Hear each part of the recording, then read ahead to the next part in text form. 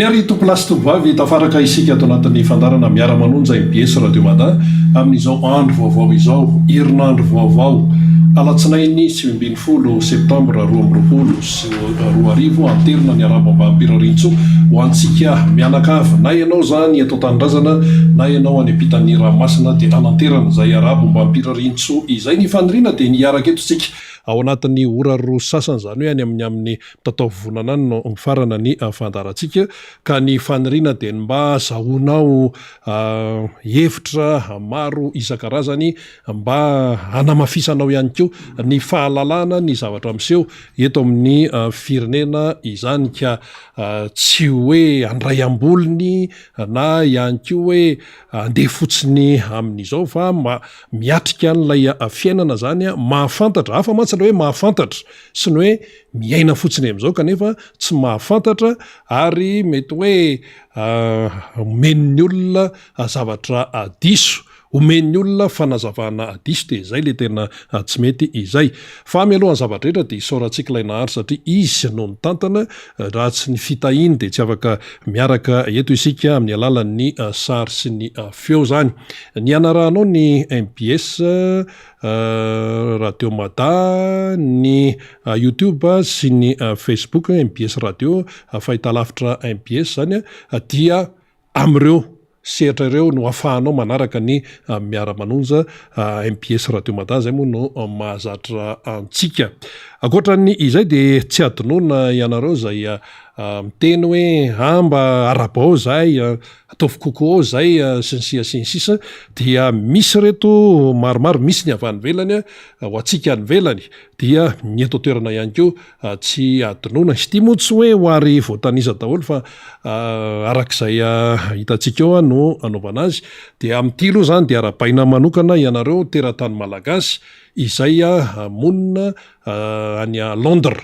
Fantatsika tsara fa fotoana lehibe ny ao a Londres amin'ity anio ity, satria anio zany no anaovana ny fanaovam-beloma faran'ny mpanjaka Elizabeta faharoa rehefa nodomandry moa izany, dia nandritra ny herinandro mahery no nandrasana tao a Londres tao, dia marobe ireo olona izay manao veloma farany azy, dia amin'ity anio ity no anatanterahana an'izay veloma farany izay, eo ny fotoam-pivavahana dia eo ny fanitrihana ny nofo mangatsika izany. Misy teratany malagasy any ireo mipetraka, mianatra sy ny miasa no tiana tenenina amin'izay. Akoatr'izay moa zany ny mpanaraka ny miara-mononja MBS Radio Mada ny ao a Frantsa dia be tsy voatanisa, nisan'izany voalondarana nareo Paris, ny ao a Rennes, Rouen, Picardie, Cachan, Bordeaux, Albertville, Normandie, misy daholo zany, misy teratany malagasy manaraka miara-mononja MBS Radio Mada daholo zany, dia ny any amin'iny faritry Côte d'Azur, misy ny tanàna Nice, Nancy sy ny sisa, ny ao a Toulouse tsy adinoana, ny ao a Montpellier tena mavitribitrika mihitsy, ny ao Marseille be malagasy ao, ny any a Lille sy ny maro tsy voatanisa any Frantsa daholo zany. Fa akoatr'izay moa zany ny any États-Unis dia maro ny teratany malagasy, ao a New York ao maro ianareo ihany koa, ao a Washington DC ao no ny akamarony dia ny asa mandrara zany mireny teratany malagasy ireny any États-Unis ihany. Dia ny mahafinaritra dia ny hoe aminareo reny zany rehefa misy fotoana dia misy programa mihitsy mba hoe miaraka ny samy malagasy, dia hoe any amin'ny anina indray amin'ny manaraka ho aorianan'izay dia any amin'ny anina indray tsika no mifampitaona, dia miaraka ao dia mba miresaka sy ny sisa, ary le resaka atao dia tsy adinoana mihitsy ny momba ny fiainam-pirenena dia tanindrazana. Zany no akony any ary mahafinaritra zany. Akoatr'izay moa ny sasany efa lasa lavidavitra mihitsy ohatran'ny ao Frantsa zao, dia miaraka any anaty choral dia mahafinaritra daholo izany rehetrarehetra zay. Ny ity Madagasikara ity mantsy atsika mianakavy izy ity, fa tsy hoe anyanina rery na anyanina rery, fa fananana iombonana zay no atao hoe tany navelan'ny razana zany ho antsika taranaka aty-aoriana. Tanindrazana dia tena hoe loloavina tapoloha izay tanindrazana izay. Izay ny momba an'iny fa hiditra amin'ny votoatany ny fandarantsika raha ny tamin'ny faran'ny herinandro teo maromaro ny zavatra ny tranga zany raha ny teto Madagasikara. Dia eo zany aloha ny hoe ny fitaompivavahana izay anokarakarainy ny FFKM tetsy am Saint Michel tetsy Parbe zany inona moa zany fitaompivavahana zany fa de hoe ametrahana eo ampelantanan'Andriamanitra ny fiainan'ny firenena malagasy zay le izy amin'ny ankapobeny satria maninona mahatsapa zany ny ray aman-dreny eo anivon'ny FFKM fa tena miaina ao anatin'ny fahoriana ao anatin'ny tena krizy tena ao anatin'ny tsy fandehanan-javatra i Madagasikara amin'izao fotoana izao tsy mendrika amin'ny Madagasikara ny toejavatra tahaka an'izany ka dia tsy maintsy hoe apetraka eo ampelantanan'Andriamanitra ty raha ty fa tsy tafavoaka mihitsy raha tsy zay ary hoe Andriamanitra zany no mitarika amin'ny hoe ahoana ny amanany olana de inona moa zany fa ny voizina teny hoe ny fifampiresahana ny sy ny fifampidiniana ijerena ny vahaolana izay mendrika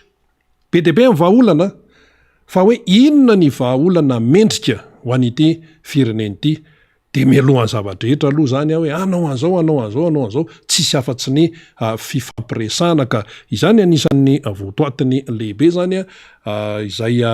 antoniny fitaompivavahana no karakarainy ny FFKM iny tetsy am Saint Michel tetsy Parbe mbola iverenantsika ny momba nisy sy ny hoe azo resahana ao anatin'ny izay fa nahoana aloha zany dia tsy maintsy ho avy ny fifidianana filoha-pirenena no tianambara am'izay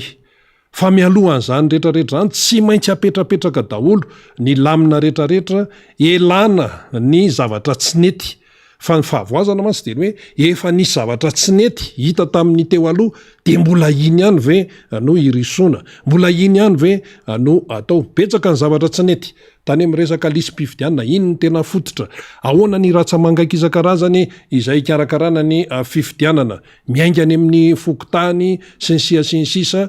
miakatra amin'ny amato isan-karazany be de be ny lesoko tamin'ireny ka mba tsy verenany ny olana intsony any aorianany ny fifidianana na mialoha de mandritra de aorianany ny fifidianana dia ilay amin'ny resaka satria inona moa ny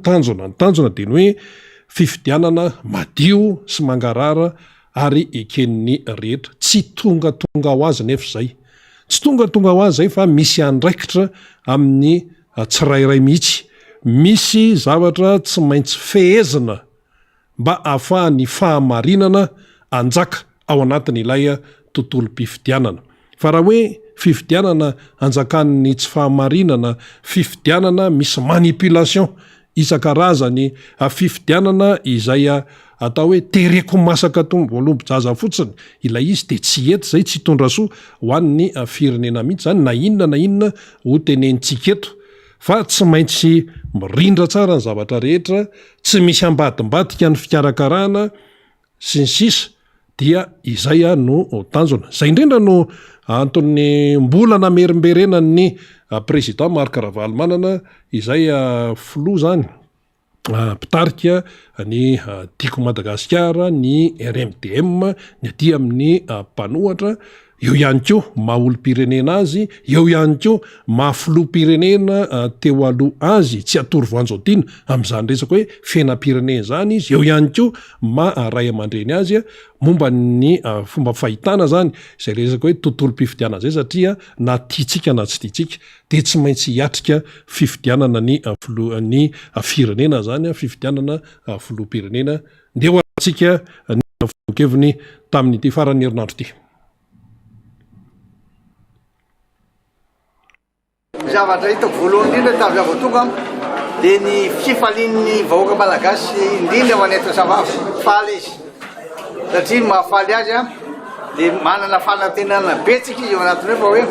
isy fiovana fanantenana ny hoaviny mahazo anto izy akehitriny mazavana tsy maintsy arahantsika fotsiny amin'ny fotoana zao de hoe atraiza ny fahasahin'ny sasany tena hitondran'io fifidianana mangarahara io hiala amin'ilay osoka sy ny fanodikodolana manantena aho fa ny vahoaka malagasy rehetra hatrany amin'ny fokotany commune hatrany amin'ny district ary hatrany amin'ny revoapartany any dia anara-maso akaiky ilaina fanara-maso fa ny fividianana tsy maintsy roso fa anjarany to kosa manetana fa ny zavatra tena lozany tena loza de zao laza izy hoe atao le refonte am'le refonte anefana tsy maintsy misy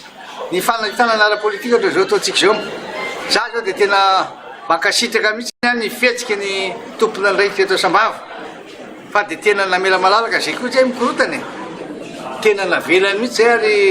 manara-maso lavidavitra izy mijery hitako dolo reny fa teto any hatram'izay ny tena nahitako an'izany fihetsiky zany kina manahaka na sasany tsy anao zany fa ny sasany le mila fisesehoana sy nataona koa marina fa tsy androany zao tena afaka natetenetseny zay afaka mivory teto zay eny loza zay amarara sojo ray roasa ka manana tena aho fa raha ohatra ka tena malalaka tsara no fanehokevitra fanetanana ara-politika zay ny ilanany atoko politika maneho ny heviny izy milaza zay fantany fa hoe zao nanatsarana ny firenena na ara-toekaraina na ara-sosialy na ara-politika ka raha ohatra zany vitatsika zay fresa zay mila miresaka aloha raha tsy miresaka tsy mety io sasany mbola mieritreritra tsy ilainy amresaka fa manindry areo matahotra miresaka nga misy niteny amy teny hafa eto teny malagasy dolo ny resantsika fa miona ka tsisy ataora zao de mananonareo fahasahina ary fahasahina zany miaraka amy finoana zany fa tsisy aninna anareo ao fa ohatra zao androany iarahantsika rahalala tsara le hoe fitondranam-bavaka nataon'ny FFKM atao amin'ny Saint Michel atao Antananarivo tena isoana anazy manokana ndray satria mitondram-bavaka izy fa mivavaka afaka manova zavatra petsaka mihitsy ary mivavaka afaka mitondra atsika amin'ny fahendrena amin'ny fatahoran'Andriamanitra ka mino aho olona matahotra an'Andriamanitra dolo sika rehetra mitateraka somatsara ny fanehoana ny hevitra sy ny fahalalahan'ny olona eto Madagasikara zay aloha fa tena sahirana ny olona tena sahirana tany etsena ay aveny atsena ndray de mbola nahita ny olona teny an-dalana mahampalelo misy izy tena korosofahana potika tanteraka fidira mbola drazao resaka lavanilina io nefa le filiera lavanilina tsisy mandeha amy zelonina de mbola mieritreritra zay miara-midingy miara-mamakafaka de hitanao ihany ambony fa de misandra betsaka ary voaka ny Sambava fa tena nafinaritra fanaisana tena nafinaritra iny ary zay ny fanehokevitra sy ny fanazavana no entan'ny président Marc Ravalomanana tamin'iny fandalovany tany Sambava iny maromaro ny zavatra teneniny teo fa ny tena zava-dehibe ao anatiny ihany koa teny hoe ny fandraisana andraikitry ny tsirairay fandraisana andraikitry ny tsirairay tsy hoe andrianina reny zany tsy hoe andrianina rery zany fa ny tsirairay mihitsy miainga any amin'ny fokotany ho izy dia ilaina zay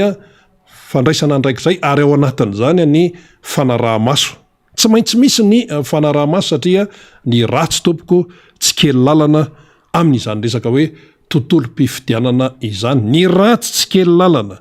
fa idirany daholo any amin'ny kipitsipitsony rehetrarehetrany izay azony idirany ahafahana tsy hampanjaka an'izay fahamarinana izay ary ny olona efa tonga saina am'izao fotoana zao fa tsy araka ny eritreretany sazany hoe mahantra reo de azo ambakainy reo de azo angalariny reo ahodikodina amin'ny vatony reo sy ny sia sy ny sisa tsy antsony mihitsy ny fipetrany am'izao fotoana zao ary misy ko mantsy mieritreritra hoe le malagasy ohatrany tsy de miteny le malagasy ohatrany tsy de hoe maneho hevitra sy ny sia sy ny sisa araka nambarany président Marc Ravalomanana teo mety hoe fijery ivelany zany ary izany indrindra no ilana ny resaka hoe atoko politika izay manao ny fanentanana amin'ny mahandraikitra amin'ny maha atoko politika azy zany hoe mahatoko politika ny atoko politika fa tsy hoe fanasavangy akory na hoe hifanentsika fotsiny akory tsy any fa le tena hoe mahatoko politika ny atoko politika de ny fanazavan-kevitra indrindraindrindra hoe manoloana ny fifidianana zany tsy maintsy atria ny firenena fanazavan-kevitra satria hevitra zany no hoentineo manazava ny sain'ny olona io mantsy la nytenena hoe be deaibe zany le hevitra atosaka ininivon'ny vahoaka be deaibe de eo zany le vahoaka miodina ka miodina inony zany ka miteniny atsy ka miteniny atsy fa zao fantatreny foana ny tena hoe hevitra tsara mahasoa ny firenena izany. Inona ny maharatsy ny fampiresahana ho président Marc Ravalomanana tany sambava teny malagasy ny fampiresahana fa tsy teny sinoa na teny inona fa teny malagasy isika malagasy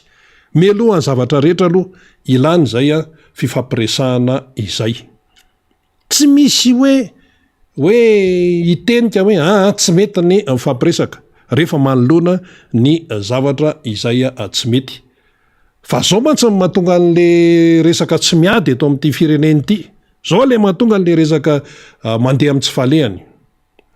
Ny fitondram-panjakana miteny hoe tsy misy krizy eto. Ny sehatra isan-karaza miteny hoe misy krizy eto. Izao moa ireo sehatra isan-karazany ireo. Filoham-pirenena teo aloha teo zao président Marc Ravalomanana miteny hoe nandeha tany etseny izy teny an-dalana izy mampalahelo amin'ny vahoaka malagasy ny fidiram-bolan'ny olona ny vanila ny avaratry ny nosy any tena mampalahelo ny tontolon'ny lavanila fa tsy mandeha araka ny tokony ho izy. Krizy daholo zany rehetrarehetra zany. Ny filoha teo aloha miteny hoe misy krizy miara-toe-karena krizy. Ny société civile miteny hoe misy krizy, ny atoko politika miteny hoe misy krizy eto amin'ny firenena, ny mpitondra fivavahana miteny hoe misy krizy eto, ny international miteny hoe misy krizy eto. Io international io be deaibe fikamban'ny resam-pirenena sy ny sisa misy krizy eto Madagasikara. Fa etsy an-tany ny mpitondra fanjakana miteny hoe tsy misy krizy eto. De zay zany tena fanipaka atsimo sy avaratra. Ka ho ato amin'le miteny hoe misy krizy eto Madagasikara, tsy hoe tenenina fotsiny hoe misy krizy fa tsy maintsy miroso zany amin'ny vahaolana amana an'izay le krizy amin'izao fotoana zao. Fa tsy hoe krizy hoe mbola eritreretina hoe anerinan'ny fifidianana. Zao tsika androany 7 septambra 2024. Anio no iainan'ny olona miaina ao anaty krizy izy. Ahoana no amana an'izay ary le krizy me mitombo. Fa ny maso ijereny ny mpitondra fanjakana azy afa mihitsy. De amin'ny mozika moa zany de hoe tena hoe mivalana tsy mipetraka tsara le hoe akoro, ny atao hoe akoro man zany firindrana raha ny mozika izy de hoe firindrana ny feo fa misy mamalana ao. Misy mamalana. Tokony ho do le izy de lasa do dièse de fa mivalana zay. Valan'izay de ratsy be ny fianoana azy. Zany hoe mifanipaka mihitsy ilay fomba fijery. Fa ny onivon'ny mpitondra fanjakana ihany no mahita hoe tsy misy krizy eto Madagasikara fa stabilité ozy ry zareo no ilaina. Fa ahoana ny isian'ny stabilité raha ohatra ka misy ny krizy. Ino mantsy efa resa be teto iny teto amin'ny firenena stabilité ahoany. Fa le krizy lazaina hoe tsy misy, lazain'ny mpitondra hoe tsy misy, ny filoham-pirenena mihitsy no niteny zay hoe tsy misy krizy eto Madagasikara. Nanoloana ny mpamatsy vola izy no niteny zay gagatra amin'ny mpamatsy vola hoe ahoana ary zany. Zay raha vahiny tonga eto mahita hoe miaina ao anaty krizy. Raha ny resaka bidon jaune, filarana rano sy ny fatapahan-jiro sy an'ireny krizy reny sa tsy krizy indray reny. Ny mpianatra izay mbola be deaibe amin'izao fotoana izao mbola tsy tafiditra an-tsekoly tompoko. Be deaibe mbola miandry eto Antananarivo any tokantrano mbola menoena aloha mbola miandry vola ny ray aman-dreny. Ka tsy krizy indray zany sa inona indray ny fiteneny zany. Be deaibe. Ka le mpitondra miteny hoe tsy misy krizy eto amin'ny firenena, ny sehatra be deaibe miteny hoe misy krizy eto amin'ny firenena. De le ato zany miteny hoe misy krizy eto amin'ny firenena de andao tadiavina ny vahaolana ataony resaka sy ny sisa. Ka le ato miteny hoe tsy misy krizy de tsy andeha ho any amin'le resaka izy zany. Zay no fipetraka le raharaha amin'izao fotoana izao. Fomba fijery samy hafa. Fa na zany na tsy zany tsy azo jerena fotsiny am'izao ilay firenena dia ikisaka am'izay tsika efa nytenen'ny président Marc Ravalomanina teo ihany moa izy ity hoe nanao fitaovam-pivavahana ny FFKM tetsy am' Saint Michel tetsy Parbe tamin'ny sabotsy fitaovam-pivavahana inona ny foto-kevitra tao anatin'izany foto-kevitra tao anatin'izany de hoe ametrahana n'lay fiainam-pirenena eo am-pelatanan'Andriamanitra satria maninona satria tena fadiranovana ny gasy miaina ao anaty fahoriana ny malagasy tena hoe mandeha amin'ny tsy falehany ny fiainam-pirenena eto amintsika amin'izao fotoana zao fa de mikorosofahana tsy hoe ny ara-batana ihany tsy hoe ny fiainam-piarahamonina ihany no mikorosofahana tsy hoe ny toe-karena ihany fa mikorosofahana faobe mikorosofahana manara-penitra fahantrana manara-penitra fijaliana manara-penitra fadiranovana manara-penitra azo fijaliana lanjaina manara-penitra zany no iaina ny gasy amin'izao fotoana zao ka oziny ny FFKM hoe tsy afaka hojerena fotsiny le izy fa aleo aloha apetraka amin'Andriamanitra ity raha ity zay aloha no zavadrehetra alohan'ny zavadrehetra zay no ray aman-dreny ny eo anivon'ny FFKM zany zay maray aman-dreny amin'rareo autorité morale moa zany no anasokajiana no anivon'ny FFKM mazava be zay ary ao anatin'ny ilay izy dia ny FFKM mihitsy no manome modely tompoko amin'ny fanaovana nytony fitaovam-pivavahana tamin'ny sabotsy tony zareo manome modely ny amin'ny hoe amin'ny maray aman-dreny de miteny tompontsongeza be ny zany hoe fananana ray aman-dreny zany raha raisitsika ohatra hoe ny any amin'ny fiainatokantrano na fiainam-pianakaviana ny tsy manana ray aman-dreny aza tompoko efa tsy fidiny ny atao hoe tsy manana ray aman-dreny de kamboty fa ny vahoaka malagasy tsy mbola kamboty fa mbola manana ray aman-dreny ankoatra ny FFKM ihany koa mbola be deabe ny ray aman-dreny ny soja be ny ray aman-dreny ara-drazana ny ray aman-dreny filoham-pirenena teo aloha mbola nanatsika daholo zany mbola manana tompontso ngeza be mihitsy lehibe ny firenena malagasy ny vahoaka malagasy amin'ny fananana ray aman-dreny filoham-pirenena teo aloha ray aman-dreny ao ny président Marc Ravalomanana mbola iny izy tahin'Andriamanitra ao ny président Hery Rajaonarimampianina mbola iny izy tahin'Andriamanitra filoham-pirenena teo aloha zany zava-dehibe ny fananana zany ohatra ny an'ny Amerikanina hoe zava-dehibe ny fananana andreo Obama ry Bush filoham-pirenena teo aloha zava-dehibe zany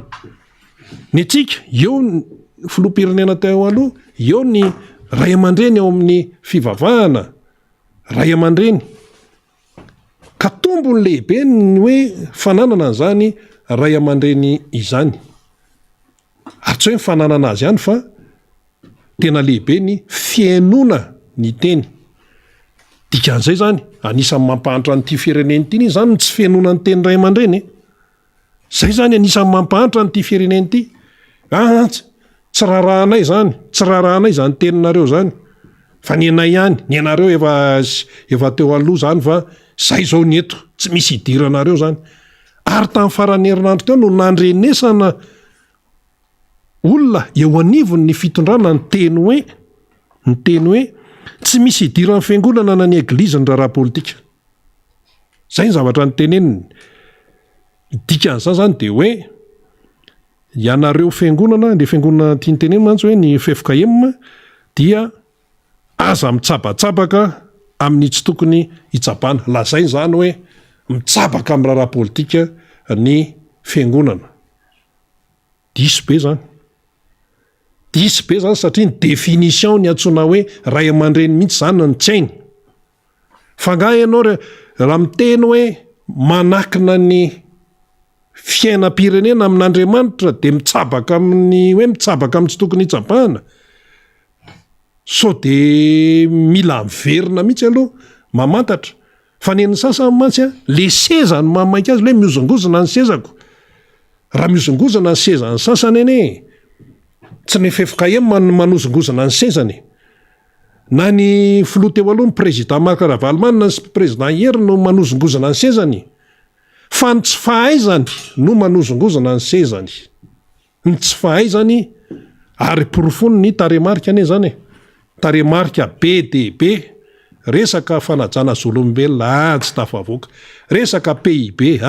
tsy tafavoaka resaka développement humain vao navoaka amin'ny PNUD voayankely any amin'ny rambony any be dehibe tsy tafavoaka isika ka raha ohatra zany ny FFKM miteny hoe mifampiresan akinina amin'Andriamanitra ny fiainantsika olombelona eto Madagasikara inona ny tsabahana amin'izany fa zoan'ny ray aman-dreny kosa nefa no miteny sa ve eo milaza tsy anontaniana izay mety voatontohana ny tombontsoany ka na FFKM miteny na filoham-pirenena teo aloha miteny na société civile miteny ka rehefa manotohana ny tombontsoan'ny sasany dia lazaina hoe mitsabatsabaka fa iza moa no tena mitsabaka eto amin'ity firenena ity iza ny tena mitsabaka amin'ny raha tsy tokony hitsabahana anjarantsika no mamaly an'izay anjarantsika ny mamaly an'izay iza no mitsabaka any amin'ny fahefam-pitsarana ka mahatonga nyty lasan'ny fitsarana zany amin'ny ankapobeny no vaohosim-potaka rehefa misy zavatra mitranga le fianakaviambe ny fitsarana nefa ao anatin'ny fitsarana tena misy olona atao hoe intègre tena misy olona atao hoe mijoro amin'ny fahamarinana ohatra fotsiny zany resantsika zany any anivon'ny folo alindahany tsofotsofohan'ny sasany daholo ampidirana an'izao sy ampidirana an'izao nefa ny hoe folo alindah zany manana ny maiza azy ary ao anatin'ny folo alindah ao tena misy olona tena mijoro amin'ny fahamarinana sy ny fanajana ny lalàna ohatra fotsiny ma zany fa takon'izy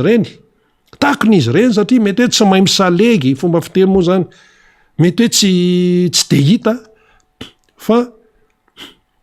atao hoe any ananiny fa tena misy ny olona tena mijoro amin'ny fahamarinana tena mijoro amin'izay hoe fanajana ny lalàna sy ny fomba fiainana araka ny tokony ho izy izay no zavatra misy ka raha hoe miteny ny sasany hoe ny fiangonana ny eglizy tsy tokony hidikiditra amin'ny raharaha politika de za hoe ahoana ary zany zay le fomba fijery tena hoe hafa mihitsy ny an'ny sasany fomba fijery tena hoe hafa mihitsy fangany FFKM manana kandida za tsy manana kandida izy fa amin'ny maray aman-dreny azy no itenenany de lasa tsy mety indray zany hoe fametrahana ny fiainam-pirenena amin'Andriamanitra ko inona zany natao eto inona zany no atao manoloana nylay efa fahantrano ny malagasy ary na tiana na tsy tiana na iza faly na iza tsy faly ny malagasy tompoko dia vahoaka mivavaka fa inona voalaza ao anatin'ny hira-pirenena tsy hoe taionor zanahary mivavaka ny dikan'izany ka hoe olona ry ananina ry indray ve no hoe amelesona ny FFKM milaza hoe tsy misy idiran'ny fiangonana na ny eglizy ny raharaha politika ka ny atao hoe politika mihitsy ara sao de tsy azon'ny sasany le dikany sao de tsy azon'ny sasany ny atao hoe politika ny atao hoe politika ane de ny fijerena ny fomba ampandrosoana ny firenena anankiray fa tsy hoe politika ny siesa zay zany ny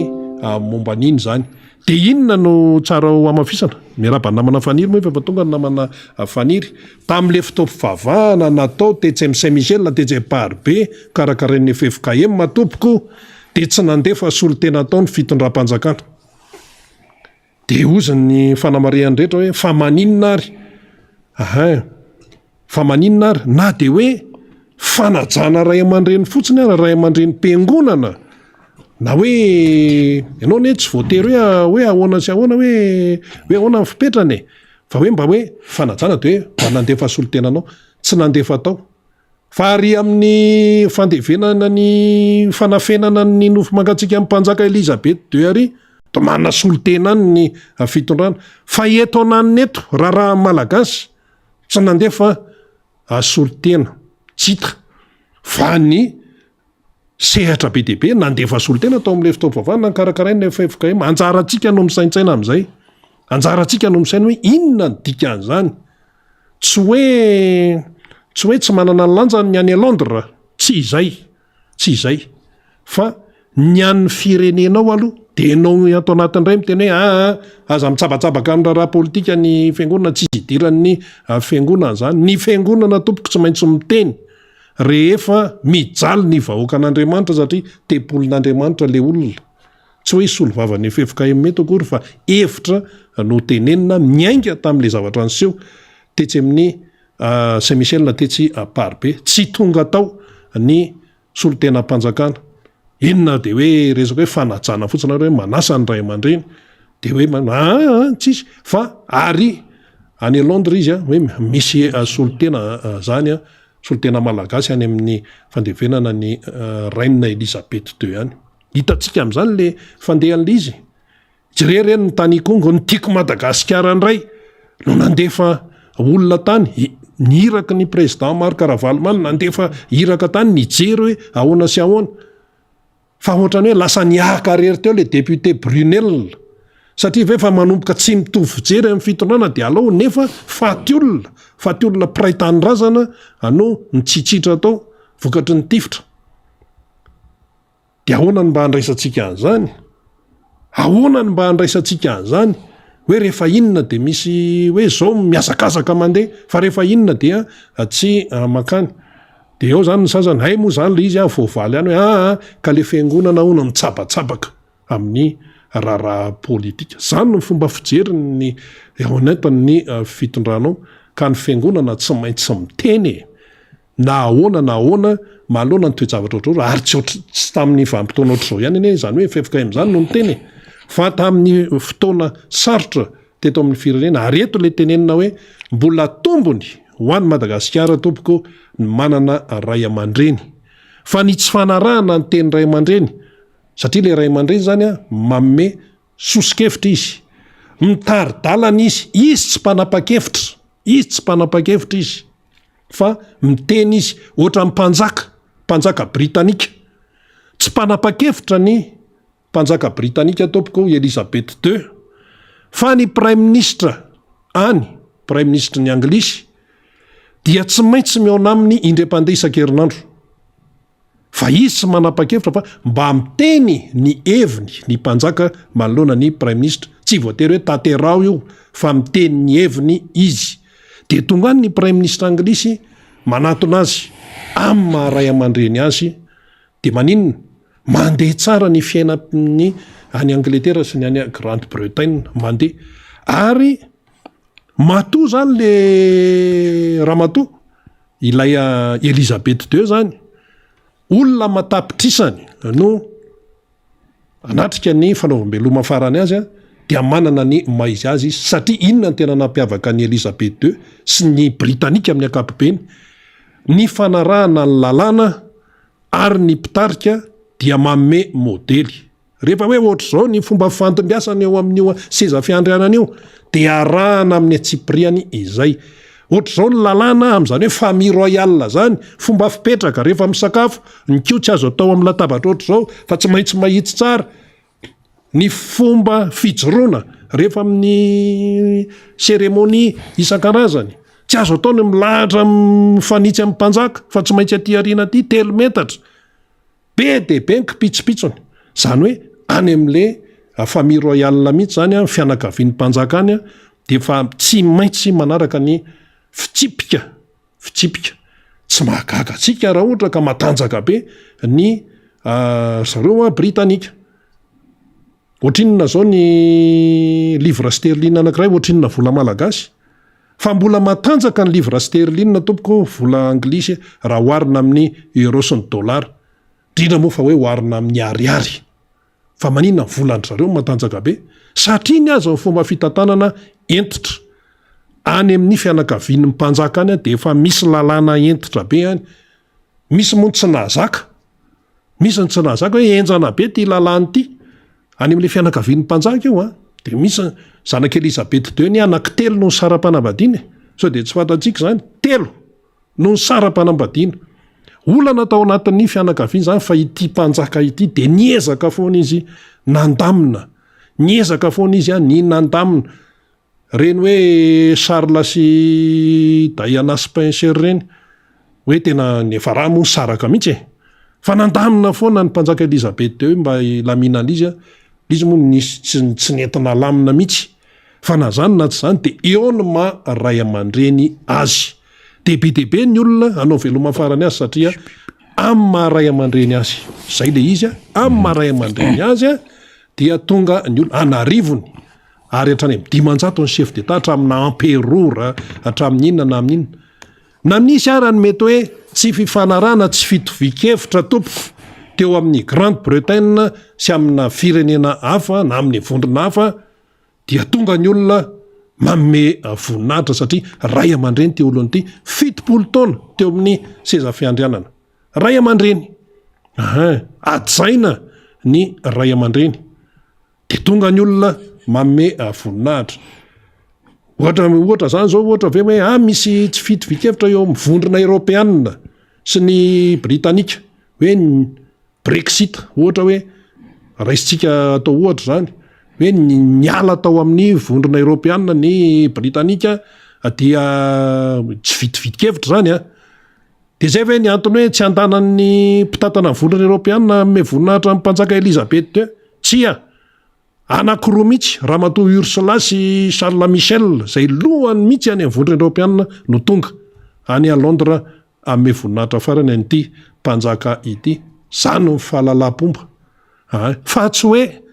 tsy ohatran'ny eto amintsika hoe miantso ny efefoka eo ma hoe andao hivavaka ho an'ny firenena malagasy apetratsika eo ampelantanin'Andriamanitra fiainan'ny firenena malagasy manoloana n'izao crise zao de oziny ato amin'ny mpitondra sy ny mpanao anazy hoe zay tsy andeha fa inona moa nitikidiran'ny FFKM amin'ny raharaha politika de zay le izy de anjaratsika amin'ny saina hoe aiza ho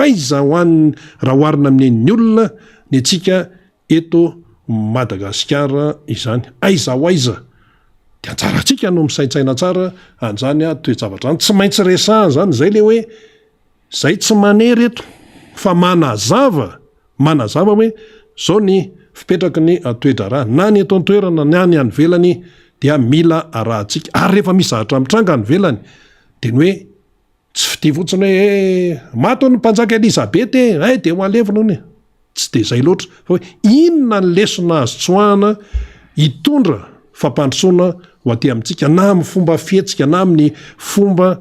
fiatrehana ny fiainam-pirenena miazakazaka ny olona manome voninahitra fanaovam-beloma fara ny mpanjaka Elizabeth II satria izany Ramatoa zany de nanome modely tsy mba heninao zany hoe nikorotana ny fanambadiny tsy mba heninao zany hoe nanao an'zao hoe naka an'izay tsy anazy hoe nanodikodina tsy mbola nahenao an'zany isika hoe nanodikodina ka namorona an'zao ka namorona an'zao enjarany ihany araka ny voalaza ny lalàna Britanika no anjarany ary izy tsy mitsabatsabaka mihitsy fa maneho hevitra izy amma ray aman-dreny azy zany le antsoina hoe Elizabeth II zany raha nisy angamba olona teto ambonin'ny tany tena hoe be mpandevona indrindra de ny Papa Jean Paul II angamba de ity mpanjaka Elizabeth II ity ary raha misy ny olona tena hoe fantatra manerana an'izao tontolo zao akoatran'ny hoe filoha Amerikanina sy ny any Rosiana dia ity mpanjaka Elizabeth II ity hatrany amin'ny Churchill prime ministre tamin'izany mba be de be ny prime ministre amin'ny fandimby teo 520 safiry tany atoerana dia izy teo foana ary mananatra miteny rehefa misy zavatra tokony ho tenenina ary rehefa mandalo fotoan-tsarotra ny fanjakana Britanika dia iny fa mijoro ny mpanjaka de iny izy fa mijoro mampiakatra ny moraly sy maneho fananarina ihany ko hoe ohatran'izao maneho hevitra izy amma ray aman-dreny azy zay ny tombony amin'ny fananana ray aman-dreny zay zany ny fipetraka iny miarabanao namana fanirina zava manantany zay moa zany tsy maintsy no resahana satria zava-dehibe no mitranga zany na ny teto amin'ny firenentsika na ny tany Londres tany fanatao kokoa ny malagasy any Londres dia mirabanao ary eny ary de mirabany rina sady misaotranao ihany koa ny tatana ny fandarantsika nanomboka tamin'ny sivora sasany mahery kely minitra vitsivitsy anaovana felantsiny amin'ny mpanaraka antsika amin'ny hoe fahatarana minitra vitsy ny fandarana mirabany namana teknisiana zay mampita ny sary sy ny feo ny hany ambony moa zany ry Jean-Claude sy ry Radany ny ato ambany ray dia rifaly sy ny ekipa zay ao amin'ny division ao dia arabaina avokoa ny namana mpanogazety rehetra sy ny mpikirakira ny lafiny teknika na ny eto amin'ny Foibe na ny any amin'ny faritra zay mandray dia MBST satria distrika 440 no mandray ny MBS amin'ny alalan'ireo station zany zay any antoerana fa ankoatran'izay mahazo avokoa araky ny fanaparitahana ny vaovao mivantana amin'ny alalan'ny tambazotra sosialy sy ny YouTube ny faritra rehetra ka anaovana izay kopakopatanana ho antsika izay ny namana amin'ny radio mata dia tsy antsika ny manadino azy ireo satria mpiara-miasa atsika mivantana nomsa robena malala izay anaovana izay kopakopatanana izay manomboka ny herinandro isika rina 9 septambra 2020 sy 2020 izao dia daty manatantara ho an'zareo anglisy fanambaranao teo momba zay fa tiako fotsiny manamarika hoe amin'ny folora amin'ny ora iraisam-pirenena zany na ny temps universel no manomboka ny fietsehana samihafa any Westminster any zay mahakasika indrindra ity fanitriana ny nofo mangatsika ny Elisabeth Faro ity zany hoe amin'ny ray ora aty Madagasikara efa nanomboka tamin'ny amin'ny folora sasany zao nefa misy fihetsiketsehana samihafa any atoerana zany fa na izany na tsy zany ny fandaminana ny programa samihafa zay resahana moa zany de amin'ny folora any Londres satria ny elanelan'ny ora zany eto Madagasikara sy isika any dia mielanelana adiny 2 fa ho an'ny temps universel izy na ny ora iraisam-pirenena dia adiny 3 zany ka amin'ny folo amin'ny ora iraisam-pirenena nambarako teo zany manomboka zay Greenwich eny tsy lavitra any koa misy an'iny fa any any amin'ny fito alina lavidavitra any mihitsy vao asitrika ao amin'ny toerana zany izy zay ametrahana azy tsy aiza mola izy fa eo akaiky ny vadiny izy Philippe zany no ametrahana azy Prince Philippe ny anaovantsika fanampaniana dia pijery fahita lavitra manodidina ny 4 miliara no hijery ny fanitriana ny nofo mangatsika ny mpanjaka vavy ny Elisabeth Faro ary ny anaraka an'izay dia matapitrisany ho an'ireo zany tonga ny toerana satria betsaka misy le filarana amina kilometatra maro dia mitondra tanty sy ireo fitaovana maro samihafa ahafahana manao an'izay fananana farany ny atsika moa rehefa misy razana ohatr'izao de hoe farafananana zany ny razana fahity moa zany hoe ny nofo mangatsika fanitrihana rehefa ny ambotaka zao ny mpanjaka 2000 reo no saina manokana zany hiatrika an'ity lanonandehibe ity nasaina manokana fa dimanjato ireo manana ny fiandrianana zay anatsika izany de any zany ny emperoran'ny Japon zany misongadina ao anatin'izany Joe Biden na ry Macron efa nitenenao teo ry Ursula zay anisany mitarika ny vondrona ny vomera ao anatin'ny vondrona Europiana ny Prime Ministre polonais ao anatin'izay ihany koa ny any Canada ny avy any Kenya ihany koa ilay filoha voalany io dia miazakasaka satria tsara manamarika Kenya zana tany anglisy ary tany Kenya tamin'ny taona 2017 no naray no nahavoasitra azy ho mpanjaka rehefa mitsidika valanjavaboary i Prince Philippe sy Reine Elisabeth Faro zany no naray fa izy no andimby andrainy zany dia mpanjaka George Fahy tanatin'izay fiandrianana zay zany de mpanjakany Kenya non ny filohan'ny Kenya azafady indrindra dia ho avy any toerana maromaro reo andehanana ny avany Afrika Atsimo ny Commonwealth zany reo mampiasa ny fiteny anglisy zany zay mifandray akaiky amin'ny zareo anglisy zany samy hafa le Royaume-Uni sy le Commonwealth fa tsara ihany manamarika an'izay sy reo fanjakana zany zay ao anatin'ny fanjakana le Royaume-Uni zay fa ny fizotro ny fandevenana zany zay ndresantsika zay ny antony mahatonga antsika teny am'izany manko de hoe tsara mba mahafantatra vaovao tsaroko tsara rina rehefa ny amboa ny mpikaroka professeur Rakoto Ratsimamanga Prince Ratsimamanga zany de nisy tena fandevenana fanitriana manetriketrika misy tam'izay ary nampitaina mivatana tam radio Madagasikara de tataka ny mahatsiaro lafin-javatra tahaka zany amin'ny hoe niendriky ny lanonana rehetra sy ny taiminina avoakan'izao fomba fanitriana tompona ndraiky mpanjakana goavana zao ary tena nanana ny vahoaka anglisy fanajana rehefa mien'ny fanazavana rehetra ianao tena nananan'izy ireo fanajany reny Elisabeth II zany de tena ao anatin'ny fo n'izy ireo mihitsy zany ary lanona mpanjakana miezinezina lehibe taorina ny fa valon'ny volana septambra hoe maty izy dia nanomboka teo le fisaonam-pirenena le deuil national zany mandraky ty androany zay antrany anazy ty ny tsy manatrika ny fanitriana azy mazava ho azy Vladimir Poutine Russie zany Belarus Afghanistan Birmania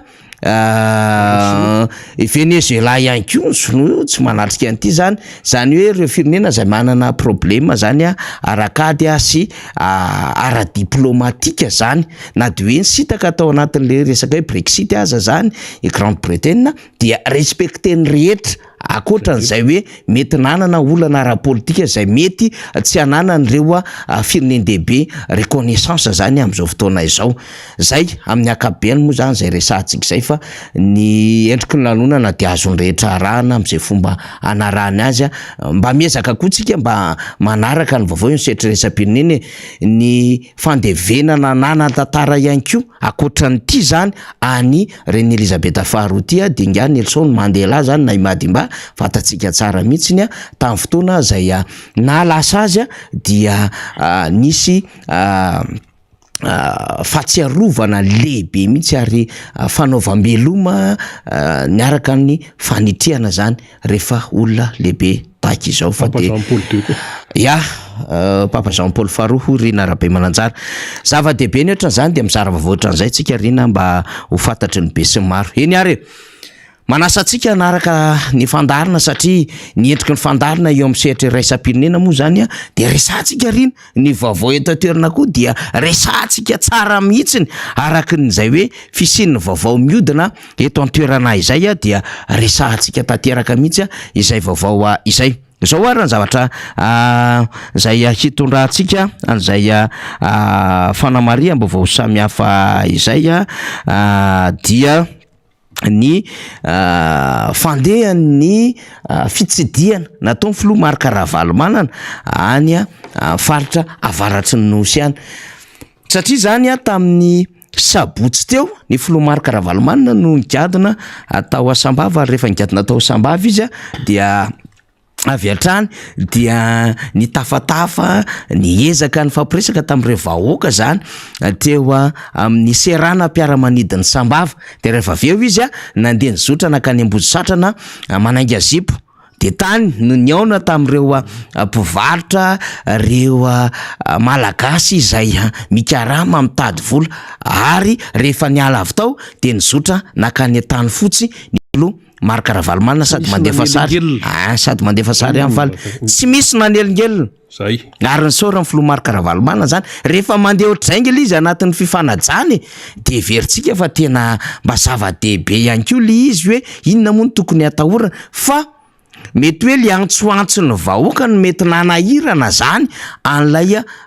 fitondram-panjakana de ino moa tsy hainao sakana satria mandeha foana le hoe sahirana zay président mijaly zay mivereny ianao tena tsy araky ny nanapozanay azy ny zavatra nitranga 7 amby 2 arivo voafitako ty olona ty zahay izao ny zavatra iainanay de indrindrandrindra ny amina hoe tena ny aina araka ny tokony ho izahay tamin'ny andronao izao zahay tsy afaka mametraka n'le tena hoe mahavahoaka ny sambava araka le tena tokony ho izy tena nkirakira nisy ny tena hoe fay zay fay tena nkirakira vola satria tena hoe ny fiainan'izy ireo de nyresaka lavanio zany de tsy mandeha araka ny tokony izy sy ireo endrik'ireo orinasa rehetra mihitsiny zany zay niodina tany toerana nandritry ny vanim-potoana rehetra fa fatatsika fa nafanafany zany falitra sava zany nandritry ny fotoam-pifidianana rehetrarehetra iny ary ny tsiditsidian'ny fanjakana matetetika tamin'ny fotoana fampielezan-kevitra anaovana an'le hoe fanomanana kanja préparation na terrain sy nanaovana an'ilay fampielezan-kevitra zany na hoe propagandy fa samy mahafantatra ny rehetra samy mahita ny rehetra ny amina hoe voafitaka fay le vahoaka amin'izao fotoana zao de le fantalova ny filoha Marc Ravalomanana arak'izao hitantsika amin'ny sary zao tena marobe no nanantona ity zao tery amin'ny seranam-piaramanidina tsisy organisation goavambe fa voanareo hoe ho avy eto président Marc Ravalomanana de efa nyroatra lavidavitra misy ny seranam-piaramanidina nandeha tongotra daholo reo nandeha tongotra tsisy fitaterana de ity moa zany le efa mahazatra ny selfie sy ny rehetrarehetra amin'ity ndraindray matetika bloqué amin'ity misy ny programme amin'ny président Marc Ravalomanana satria samy te hanana raky tsara ho fahatsiarovana ny filoha Marc Ravalomanana zany ny rehetra de hitatsika am'izao le fahatsorany filoha Marc Ravalomanana koa moa zany le tsotra le de manao daholo nareo ana de président zao ny zavatra mahazo anay zao ny fiainanay aty de hitatsika ao Ambodisatra na Manainga Zipo de avy eo tany fotsy zany any filoha Marc Ravalomanana nanao an'izany de miona am'ireo tatsara am'ireo mpivarotra zany ao anatin'ny tena hoe fifampizarany ray aman-dreny sy zanaka ny zava-misy zany sy ny zavatra iainan'izy ireo ao anatin'izay hoe misy zavatra marary ny vahoaka zay sambava tanàna mahafinaritra ary tanàna tena azo lazaina hoe nafana misy ny tamitra politika ny fandimby fa mahatsapatena le sambava amin'izao fotoana izao le faritra sava ihany koa zay no resahantsika azy fa tena mifo amin'ny toromasony zany de alefa asikely eo ifaly finanana katy moa ato mahazana be mihitsy finanana katy ato mahazana be mihitsy alefa asikely eo faly le sary le mbola mampitarapilina tsara mihitsy ary tena hoe na Andriamato Ravalomanana n'Andriamato Ravalomanana sambava antala de mbola manja ny lalana ary 20 taona lasa zay izany tsy nikaikaiky an'izany fa hyper protar vondrony Europiana niaraka ny solombavam-bahoaka tamin'ny fotoan'andro ary président Marc Ravalomanana no nikarakara an'izany izao ny lalana tompoko mbola mijajika de mijajika mihitsy de ozy ny sasany zay manao carotage 18 zay maly io hoe zay manao carotage de 5 cm ty lefa le nitokana an'le ambily be voemara de lalana manara-penitra fa tsy ohatrin'ny sasany 2 taona na 5 taona fa maritra any amin'ny 4 taona any fa ity zao tompoko 20 taona 25 000 nge frais teo aloha fa vo niakatra le vidin'le solika rino de niakatra lay sarandalana fa 25 000 5 000 ariary ny sarandalana sambava antala teo aloha ary tonga anao de misosasosa tsara tonga any antala zay nampikaikaika zany fa zao président moa tsy nanao an'le karazana oeraoera fa ozy ny vodiny Europiana ndao ty hotokanantsika niaraka ny solombavam-bahoaka roa ny solombavam-bahoaka nantalata amin'izany fotoana zany raha tsy diso ny fitadiako ta io fa lasakorazana député Zafindra-Paoly Singa Randraina Varivony zany tamin'izany fotoan'andro zany isy be ny tanàna nalaza be koa tao anatin'ity antalaty tamin'ny fotoan'andro fa vita tsara ny lalana fa tsy zay ihany presque ny lalana manodidina ny tanàna ny sambava ny lalana tao antala makany amin'ny aéroport sy makany amin'ireo toerana zay ifamezivezena ny hôpitaly sy ny rehetrarehetra zany zamo tsy nisy Facebook tamin'ny fotoan'andro fa de ny hainao manjery ihany fa le principe an'le olona mitondra ihany koa zany tsy voatery nanao an'le hoe de spectacle de nitondrana artiste de nanaovana afo manga be de nanaovana tsapaka de loto sy ny sisa tsy zany le izy fa zao natolotra ny fomba ofisialy zay nge ny lanonana tokony atao hoe fanapahana ruban de fanolorana ny fomba ofisialy de kabary samihafa no atao fa tsy hoe de eto de mandeha kely de manao fihetsiketsehana kely etsy de mody mizara kely kit éclairage de lokona volona orange le kit éclairage riny de mandeha kely ray miala toa daraina de mandeha kely toa betsika de mandeha kely tia maromokotra na salamzany de tonga any ambily be avy eo zany hoe manomboka any Vohimary zay lalan'zay satria le olona mametraka tamin'izany fotoana zany ary zay principe ny folomy fandimby de hoe fanolorana amin'ny fomba ofisialy an'ilay zava-bito anatao fa tsy fihetsiketsehana politika samihafa zany resahantsika zany fanolorana amin'ny fomba ofisialy ny atao de tsy misy andeha ho taterina ny olona ry ndeha atao ohatran'izao nandeha ho terena amin'ny mpampianatra sy mipiasa mpanjakana amin'aim-pony izy raha fatany fa tsara sy mety amin'ilay zavatra natolotra ho azy saina mandoko cotisation ara le tamin'le fara loza mihitsy ny araka ny fitenin'ny président Marc Ravalomanina loza asaina mandoko cotisation mpampianatra izay efa tena mafiady amin'izao fotoana izao ny be ny tanàna moa efa tsy haintsony ny fikarohana loharam-bola samihafa zany de magaga misy avaty Antananarivo miazakazaka mameno isa makany de mitondra fiarakodia misiny de melohan'le zavatra mitranga de mioeraoera kely makasary any amin'ny Melrose makasary ary amoron-dranomasina makasary ary amin'ny statue Andry Mamadou Dolores makasary ary amoron-dranomasina aika misy an'izany manko anika aitsika tsenjery manko nge ny tanàny de ohatran'izany aty Vohimary io ndray ny tetezitsika Madagasikara mame manko ny namanarina satria zay misy le zava-misy efa aty zay zao satria mba sambany tamin'ny fiainany mba ny hoe mba nitokatokan-javatra anjatonjaton'ny kilometatra zay tsiry zareo no nanokatra ny lalana hatongavana tamin'izany de iny zao porofo antsary fa mbola mitsajika tsara ao tsara ny lalana zay namboary ny filoha Marc Ravalomanina tamin'ny fotoanandro nitotona sary hitantsika io de tena izy any tsy ho faly ary tena le lalana malalaka fa tena mikodana tsara tena mafy tsara mihitsiny lay izy zany fa bravo zany sambava Ntala Vohimary andapa zany akoatran'izay ny statut moa zany 2011-012 zay mifeny antoko politika dia ovakitsika tahaka zao satria tsara ihany no mitondra fanazavana Rina Rabe mananjara hoe inona moty fandehanana ataon'ny antokotika Madagasikara ity de mazava tsara ny loi 2011-012 relative ozy izy au parti politique de vakitsika aloha ty anankiray ity ny article 21 dinkely faly zao nambarany article 21 les partis politiques ont droit à être mis au courant des informations concernant la vie publique zany mazava tsara mihitsy zany hoe ny antoko politika dia manana zo tanteraka fantatra ny vaovao mahakasika ny fiainan'ny firenena mbola marininy tsara le izy les partis politiques eo amin'ny article 24 ozy izy mandray anjara participe seul ozy izy ou avec d'autres partis politiques aux élections nationales provinciales régionales et locales zany tena mandray anjara am'izay fifidianana rehetra ho avy eo de amafisiny amin'ny article 26 am'izay ao anatin'ny ty loi 2011-012 ty relative amin'ny parti politique zany ny aminy hoe article 26 andimy fahinina amby-roapolo les partis politiques ont le devoir de ity ndray zany devoir te droit zo ty devoir manana anjara andraikitra anjara asa ny inona avy voalohany respecter scrupuleusement la constitution les lois et les règlements en vigueur manaja tsara mihitsiny ny lalam-panorenana reo lalàna sy rehetra sy reo andinin-dalàna samihafa zay lalàna velona eto amin'ny firenena faharoa izy participer activement à la moralisation de la vie publique mandray anjara feno amin'ny fiainan'ny firenena fiainam-bahoaka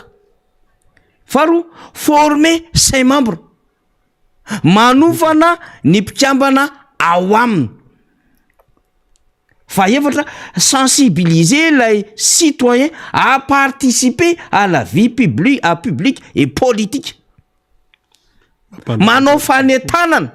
manabe manetana zany azo lazaina ao anatina hoe sensibiliser na sensibilisation amin'ny olom-pirenena citoyen. Avao tsara ny hoe vahoaka sy olom-pirenena citoyen. Handray anjara amin'ny fiainam-pirenena sy ny fiainana ara-politika. Zava-dehibe tia teboka fahaefatra ao anatin'izay anjara andraikitry ny antoko politika ty de hoe sensibiliser les citoyens à participer la vie publique et politique. Ka io zany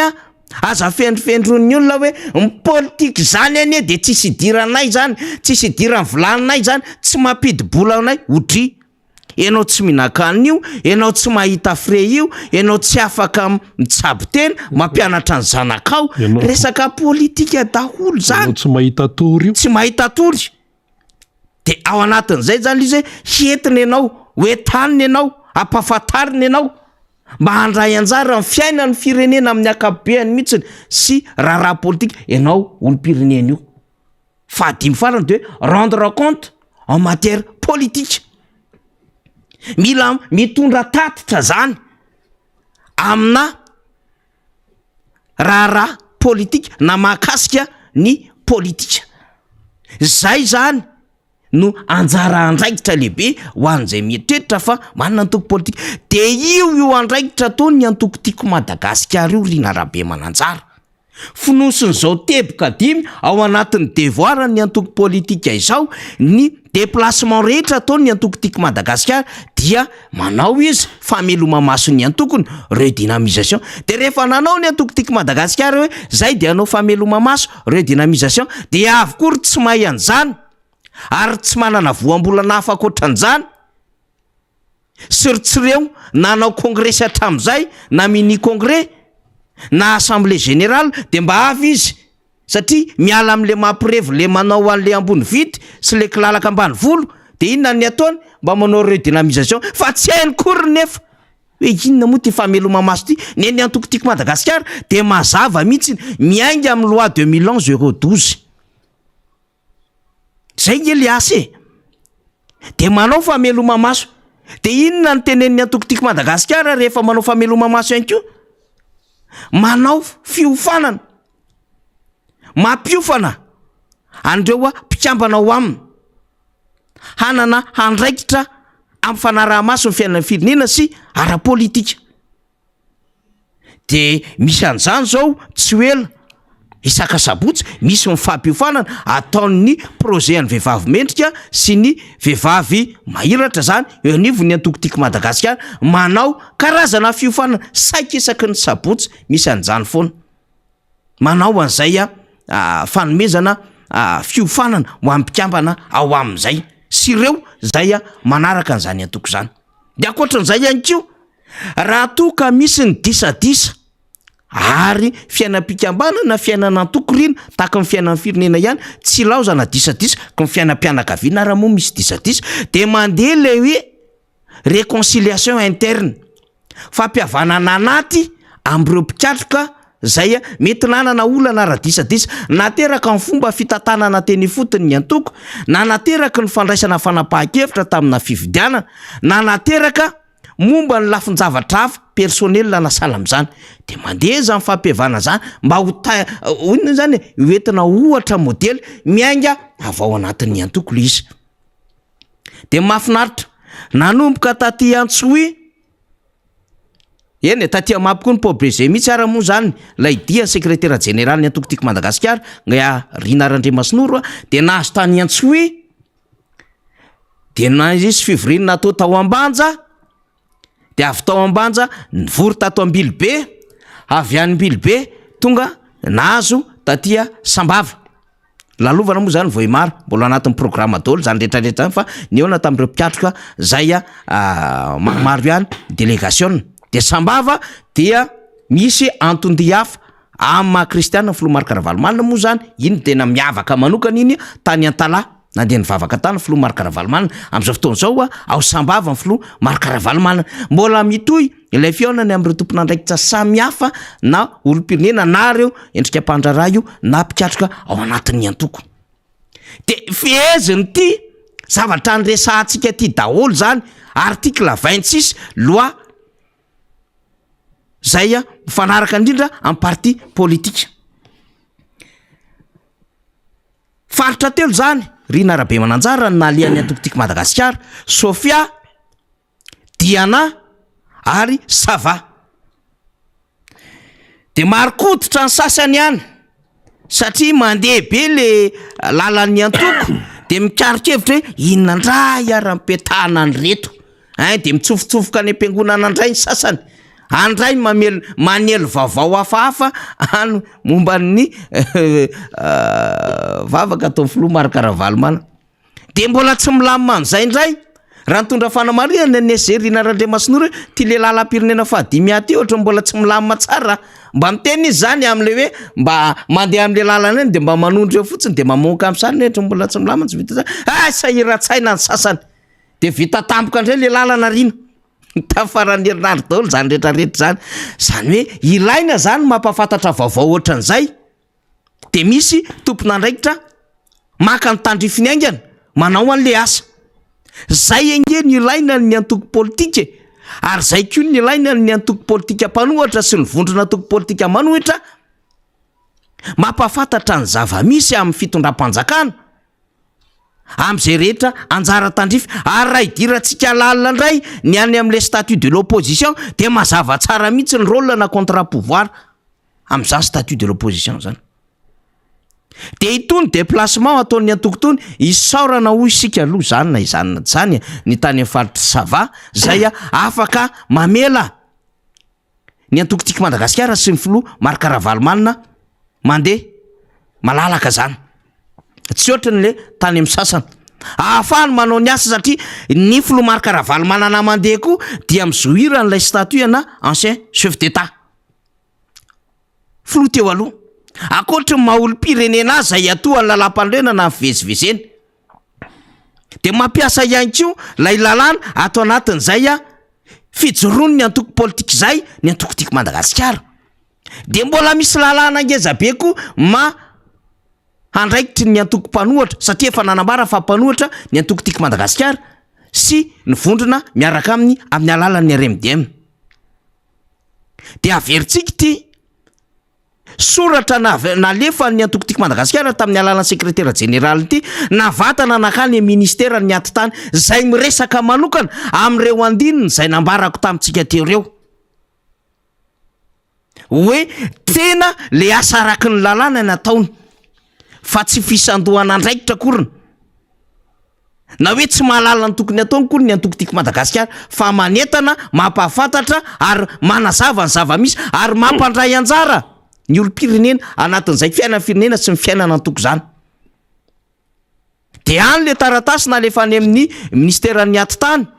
zay mihitsika fa efa voaray ministry ny atany izy ny aminy hoe ireo anjara andraikitra rehetrarehetra eo no mahatonga anay ivezivezy raha Madagasikara ka tsisy antony mihitsiny hisakanana anay, tsisy antony mihitsiny hanaovana fandrarana tsy hahafahanay mamorom-pikatroka na anaty efitrano na hivelan'ny efitrano anaty toerana malalaka zany. Satria ny lalàna no manome azy ireo an'izay anjara andraikitra lehibe zay Rina. Devoir. Fa ny lalàna ihany koa no mamezoany antoko politika droit ifamezivezy sy ahapahafantatra izay asan'izay araky ny fijoroany zay légalement constitué. Misy fahampahafantarana isa-taona déclaration d'existence ataon'ny antoko politika isa-taona ao anivo ministeran'ny atany. Ka raha ohatra zany tsy mety amin'ny fitondram-panjakana zany satria le fitondram-panjakana zay milaza fa tantandalana Rina nefa tsy manaja le lalàna akory de foany ary ny Antokotika Madagasikara. Raha ohatra ka tsy mety an'le fanjakana lizy satria ny lalàna no mahatonga azy hivezivezy, lalàna no mahatonga azy miona am'ireo mpikatroka rehetrarehetra ao anatin'izany antoko zany. De anjara ministeran'ny atany mahita an'izay hoe tsisy laivana an'ity Antokotika Madagasikara ity zany fa reto de sady manao an'le droany manaja an'le devoirany. De ataovy an'ireo rehetra tsy manara-dalàna zany ka na tsy mangataka lalana any amin'ny chef district sy ny préfet de azon'ny antoko-panjakana sy ny namany atao zany rehetrarehetra zany. Na tsy tokony amory olona ara am'izay mety ho loko dress code ny fitondram-panjakana manomboka aty am'izay olona melandraikitra ny filoam-pirenena de ataony rehetra atao zany manery hatramin'ireo tompon'andraiki-mpanjakana nefa ambarany lalam-panorenana zay hoe neutralité politique de l'administration zay tsy fironana ara-politika ny fitondrandra ara-mpanjakana ny dikan'izany de terena ny mpampianatra terena ny médecin inspecteur terena ny médecin chef sy ny hoe inona moa ty mpitsabo eny anivon'ny commune sy district aty rina terena daholo raha fimpanjakana rehetrarehetra tsy vitan'ny anao cotisation fa hitaona olona tesitra ny synady satria ny tesitra satria nianatra an'izany fitantanana ny raha-mpanjakana lokona hatramin'ilay trano-mpanjakana amin'ny lokony UM sy lokona volomboasary de azakagy ianao raha ohatra potika ny tontolon'ny fampianarana de asa zao inona indray mba ho tenenina anatin'le varikabary mba enotsika moa zany anatin'le 67e an'le fionambe any New York zay mandeha am'izao fotoana zao eny tsy am'izao fotoana zao moa zany satria mbola matory ny olona any fa raha riva le izy aty amintsika zany de maraina any New York andeha le fivoriana fahafito amin'ny fitopolo ny firenena mikambana fa aloha hevitra ao de ny resaka éducation zay mihitsy de nitondra ministra telo vavy be zao éducation nationale enseignement technique dia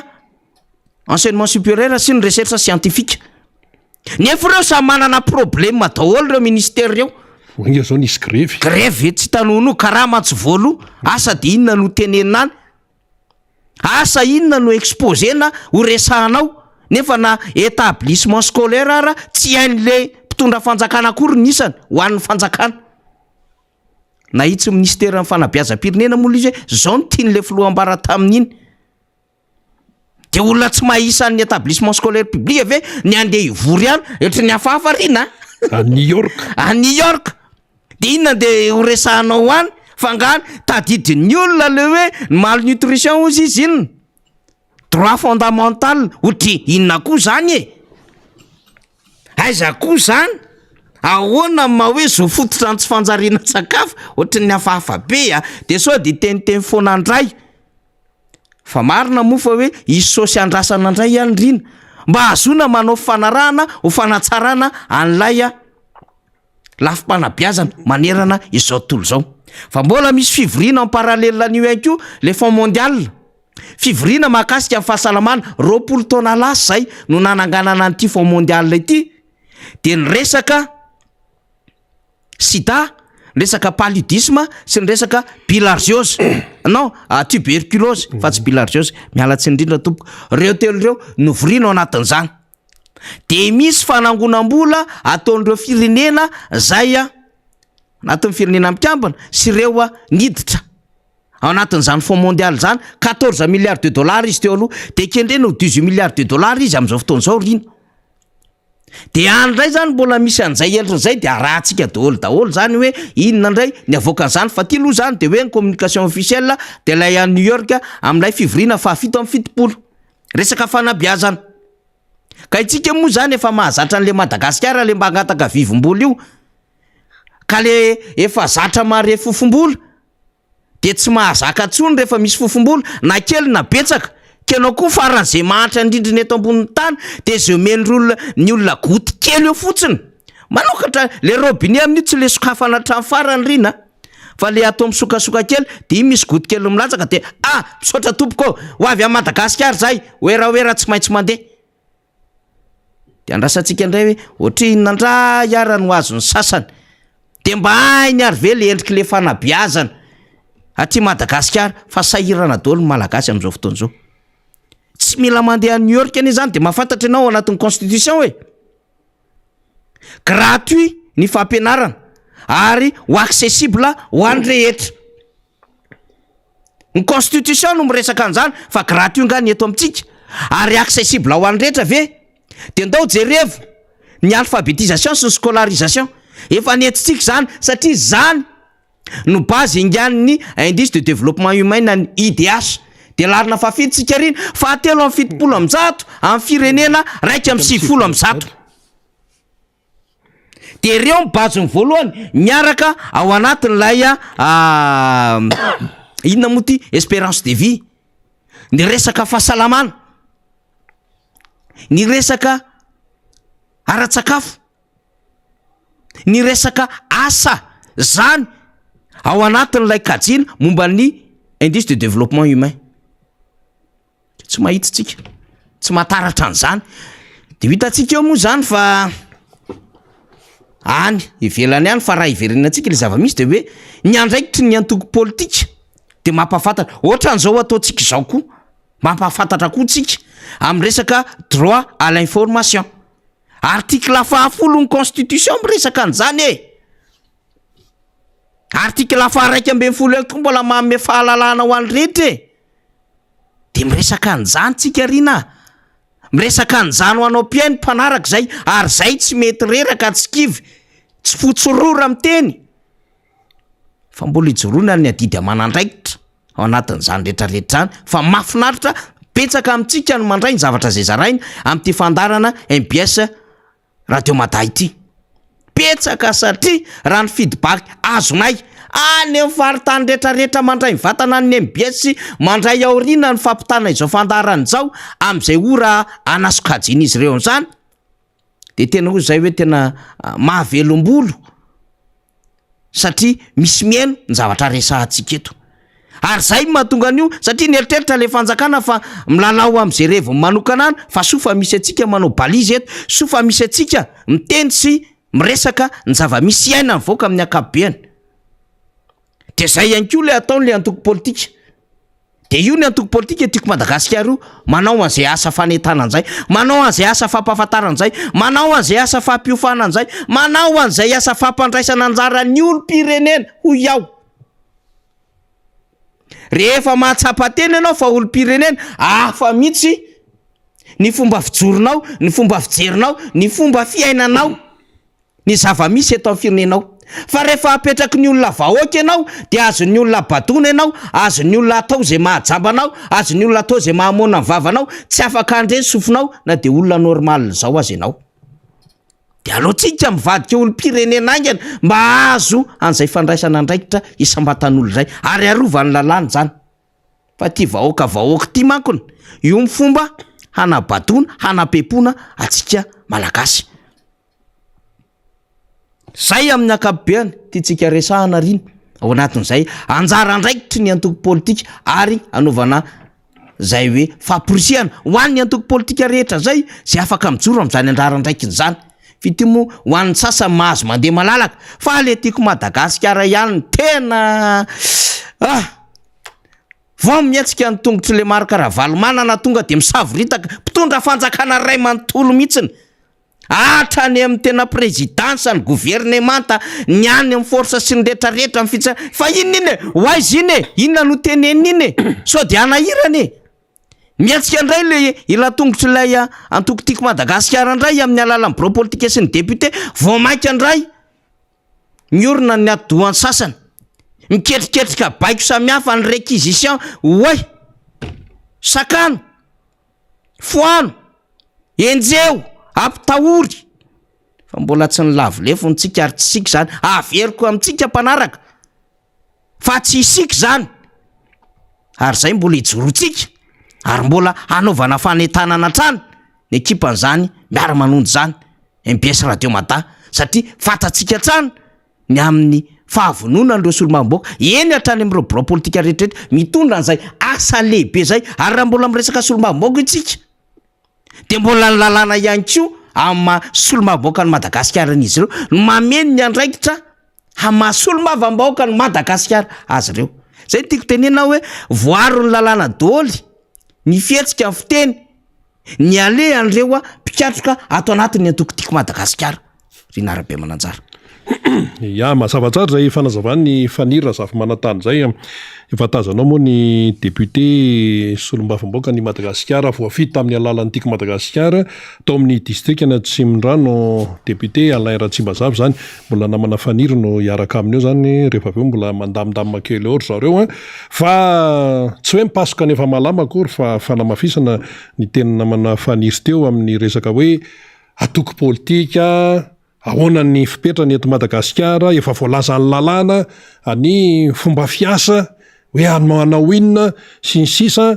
dia maninona ny aty amin'ny atokotiako Madagasikara no anaovana an'ity atso-jay isan-karazany ity antso-jay maro lafo moa zany no hoe tenenana azy matoa zany ny trano zany de misy antony ao ka zao le izy raha ny eto Madagasikara aloha zany amin'izay resaka atoko politika zay de efa nisafidiny hoe multipartisme zany hoe tsy atokotokana no eto fa atoko maro asa moa zay na firy zay ny isan'ny atoko zany misoratra any amin'ny ministeran'ny atitany any raha ny eto Madagasikara fa totsika hoe anjatony zay zany no maso aloha ijeren'ny olona ny atsona hoe fipetraky ny atoko politika eto Madagasikara multipartisme ka rehefa zay de zao le atoko politika miasa manao ny andraikiny amin'ny mahatoko politika azy araka ny voasoratry ny lalàna miezaka manaraka an'izay fa misy ny tsy mahazaka an'izany fa mietrehitra hoe izy ihany no eto mietrehitra hoe ny atokony ihany no tokony hampanjakaina tokony aneo hevitra antokony andeha eto Madagasikara zany ny eritreretiny sasany ka raha vao mandeha ny tiako Madagasikara moa no tena voavelively matetika de zay mahatonga ny iresaka momba ny tim vao mandeha atsy de efa tadiavina daholo zay fomba anakatsakana rehetra ka rehefa tianao an'izay ary zay anakatsakana de ovay ary ho lalàna io ovay ary ny lalàna hoe manomboka zao de tsy multipartisme ntsony eto Madagasikara fa atokotokana de ataovy ohatran'ny any ataovy ohatran'ny any Korea Avaratra style fotsiny le hoe fifidianana vazahatra efa tsy maintsy Kim Jong Un ny lany io atolotry ny atokana ny Chine populaire ny rafitry ny any mbola communisme fa ny tontolo toe-karena ny kapitalisme total mihitsy hoe atokotokana ka tsy ny eto Madagasikara am'izao 2020 sy 2021 zao toko tsy atokotokana fa atoko maro ary reny atoko reny samy mahafantatra ny tokony ataony sy ny tsy tokony ataony ary amin'ny mahatokony atoko sao de adininy sasany fa mitady fahefana ny atoko politika zany mihitsy mitady fahefana izy ao anatin'ny fomba demokratika ary le fomba demokratika io de ao anatina fifidianana madio sy mangarara zay foana ny le izy fa tsy hoe mikoropaka zany ny any ambadika any de hoe sao de anonga-panjakana sao de zao sao de anakorotana sao de hoe akafahefana amin'ny tsy fomba demokratika zany aloha tsy mety zany ary tsy azo atao zany hoe makafahefana tsy ampomba demokratika fa izany nakafahefana tsy ampomba demokratika tamin'ny 2009 teto izany nakafahefana tsy tampomba demokratika teto tamin'ireny 7 reny satria ny atao hoe makafahefana amin'ny fomba demokratika lohampatsahivona dia makafahefana amin'ny alalan'ny fifidianana tsy hoe fifidianana saritsariny tsy hoe fifidianana tefimaika na hoe fifidianana anjakan'ny kolikoly tsy hoe fifidianana anjakan'ny manipulation fa fifidianana madio sy mangarahara zany madio sy mangarahara zany miainga any amin'ny lisym-pifidianana dia mandeha any amin'ny resaka karapanondro resaka karapifidianana resaka any amin'ny fokotany rehetrarehetra any de miakatra resaka tsy disonany anaran'olona zany natao hoe fifidianana madio sy mangarahara rehefa olona ray no mifidy de olona ray vato ray fa tsy hoe olona ray karapanondro ray misy mampiasa iny araka ny tenen'le olona teto hoe karapanondroko nisy nampiasa numeroko nisy nampiasa le anarana nisy nampiasa zany ve madio sy mangarahara nefa ianao sa miteny ny fakana fahefana amin'ny alalan'ny fifidianana zay no atao hoe demokratika marina zany fa le fifidianana ataovy madio sy mangarahara de am'izay eken'ny rehetra le izy ny atao hoe makafahefana demokratika dia misy fifidianana ka tamin'ny 2009 anga nisy fifidianana anga tamin'ny 2009 tamin'ireny lazaina hoe tolona orange reny nisy fifidianana anga tamin'ireny kono am'izao zany no misy miteny hoe tena fifidianana ary demokratika manake zany ny olona fifidianana ary demokratika ary reo atoko be deabe misoratra ao ministeran'ny atany reo mahafantatra zany fa zao avelao ny atoko politika anao ny asany avelao izy anao ny asany araka ny lazainy ny lalàna izany efitra no atosaka efitra no arosa foto-kevitra ary ny atoko politika tompoko dia samy manana foto-keviny samy manana slogan zareo daholo ny atoko politika zay no tokony ho izy zany ka dia anjarantsika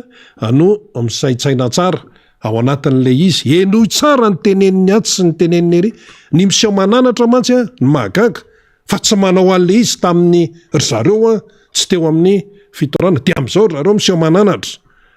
hoe tsy mety an'izao ny fiangonana tsy tokony hiditra amin'ny resaka politika ny FFKM ve no anarinao ny FFKM ve raha aman-drenym-piangonana ve no anarinao manoloana ny toedrara eto amin'ny firenena ny anjaranao dia miaino fa ny FFKM ne tsy hoe fahefana exécutif hoe mpanatanteraka inona mampitsamboamboatra anao eo inona mampikirapaka anao eo raha hoe anao fitaopivavahana ny FFKM amin'ny Saint Michel ametrahana ny fiainan'ny firenena amin'Andriamanitra dinona mampikirapaka anao dia tonga dia mikirapaka tsy tokony hitsabatsabaka amin'ny raharaha politika ny FFKM zay fandraisany azy ihany aloha fa manao ny asany amin'ny maray aman-dreny iny zany amafisana hatrany eny ary namana faniry andray ny député Alain Ratsimbazafy ianao zany fa noizantsika ny fandarana ka dia mitohy ao anatin'izay ny miara-manonja MBS Radio Mada ndor satsisy eny ary mbola asaina trany ianao anjo hoe ty fandarantsika miara-manonja MBS Radio Mada araka nambarandrina izay raisiny ao Mardrefy 5:10 teboka efatra modulation de fréquence izy ho an'ny MBS ary 100 teboka 8 modulation de fréquence ho an'ny Radio Mada zany maro de maro ny vaovao zay milatsaka eto amintsika am'izao fotoan'izao ny vaovao any amin'ny commune Fiaonana Tsiromandidy raha koa zany bongo lava zany tatoato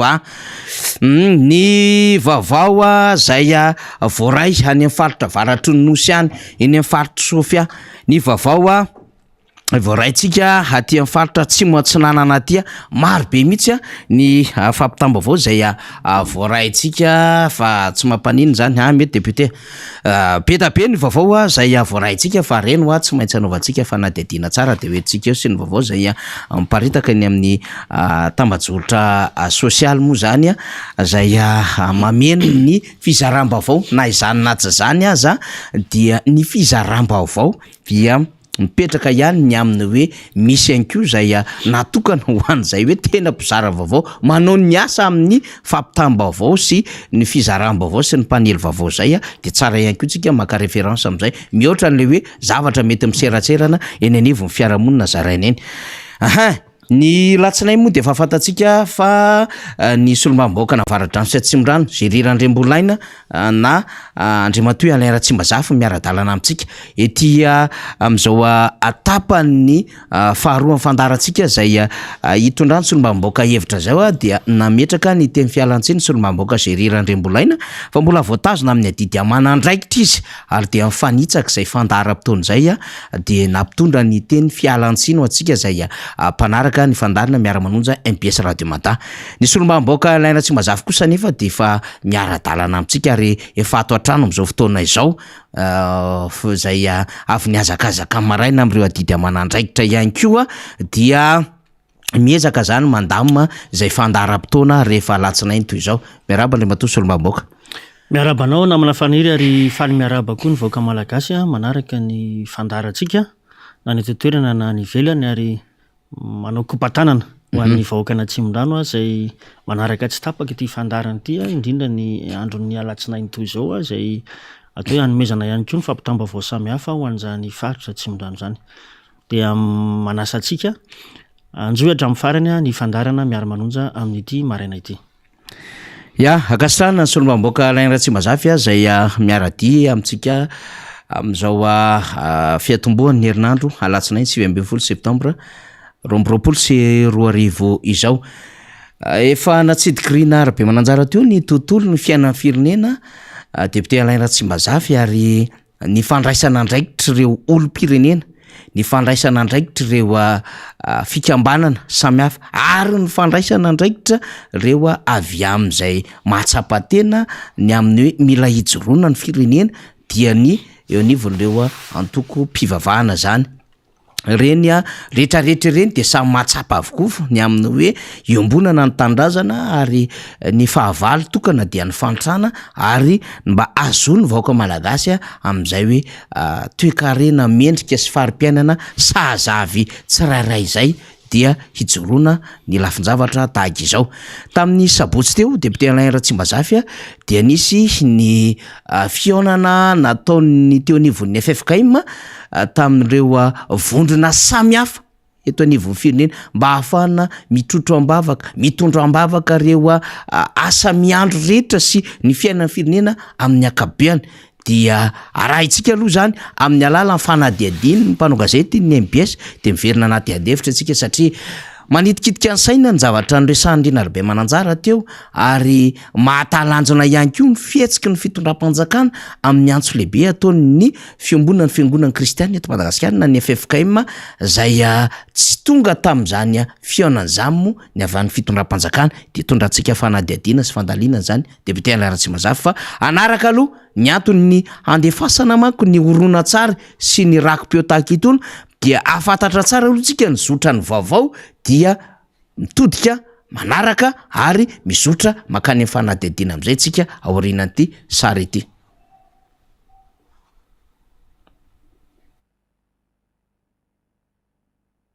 Tsy nisy tazana eny fanady solitena aza ireo mpitondra fanjakana, tsy nisy namaly ny fanasany FFKM izy ireo tamin'ny fotoam-pivavahana natokana hitondranam-bavaka ny firenena tetsy amin'ny ekara Matsindahy Misely Aparibe. Na izany aza tsy nasakana ny fotoam-pivavahana izany fitodian-damosiny ny mpitondra amin'ireo ray aman-dreny eto amin'ny firenena izany. Inona tokoa moa tsy ho vita rehefa mifankatia, rehefa manjaka ny fitiavana, zay ny fahamarinana raha mifankatia isika dia ho paradisa tany no fiainantsika. Ingany ny malagasy rehetra, ingany isika rehetra atao anatin'ity FFKM ity mba iombona tokoa hanana fifankatiavana. Ingany ny malagasy rehetra mba tsisy antokotokony intsony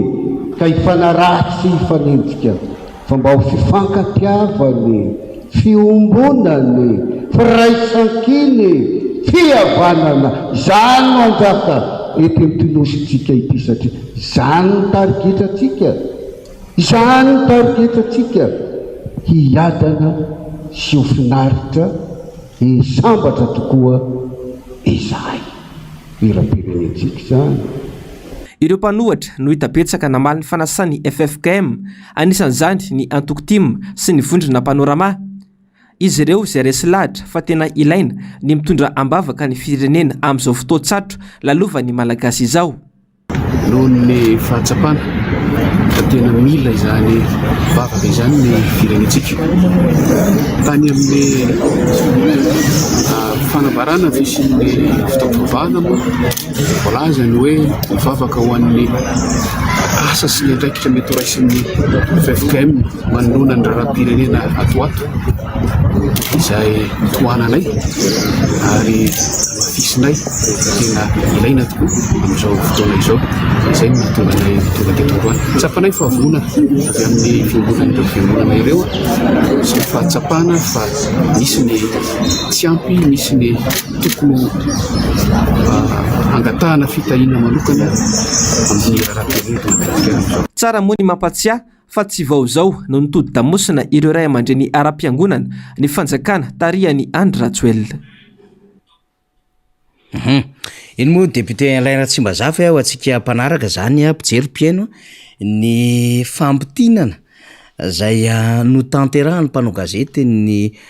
MBS Fahitalavitra radio ny zava-nitranga tamin'ny sabotsy teo tamin'ny fanompo-pivavahana teny amin'ny Masinahy Misely Amparibe mahakasika an'ilay fotoana nomaniny teo anivon'ny FFKM.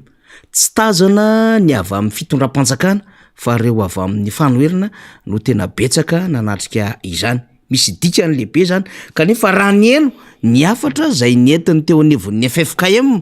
tamin'ny alalan'ny toriteny teo isika député Alain Ratsimazafy de tena tokony ho voaray ny fitondram-panjakana mihitsy zany satria izy moa tena tokony hampiatra an'izany resaka hoe fiombonana, firaisan-kina, fakatiavana, fihavanana zany mazava ho azy ny fitondram-panjakana no tokony ampiseho modely voalohany amin'izany ary na entsika ny afatra teo hoe tsy tokony misy toy ny antokotokon'olona samihafa ny ambadika any fa tena tokony hampiatra amin'izay endrika ny katray fanambaran'izy ireo teo zany isika ary indrindra ny farany teo de ny amina hoe engany mba hiadana siofinaritra Madagasikara tika ka ahoana ny azonan'izany ny azonan'izany de ny implication rehetra ao anatin'izao adevitra manahirina firenena izao fa zavatra tazana aloha député Alain Ratsimazafy de tsy maharototra ary tsy mahaliana ve amin'ny fitondram-panjakana lay antsona ataon'ny FFK makantsino bena lizy raikitra ary ny fanadihadiana député Alain Ratsimazafy. Ya, misotranao namana faniry. Voalohany indrindra aloha dia maro amintsika vahoaka malagasy indrindra enkona ny eo amin'ny sehatra iraisam-pirenena dia samy mahatsapa fa tena mandalo fotoan-tsarotra ty firenentsika ty. Manoloana an'izay fotoan-tsarotra lalovan'ny firenena izay dia maro nefa nijoro naneho ny hevitra ary nitondra ihany koa fanambarana samihafa na ny eo anivon'ny hoe atoko politika zany na firaisamonim-pirenena zany na rafim-panjakana zay misy eto amintsika zany dia samy maneho an'izay hoe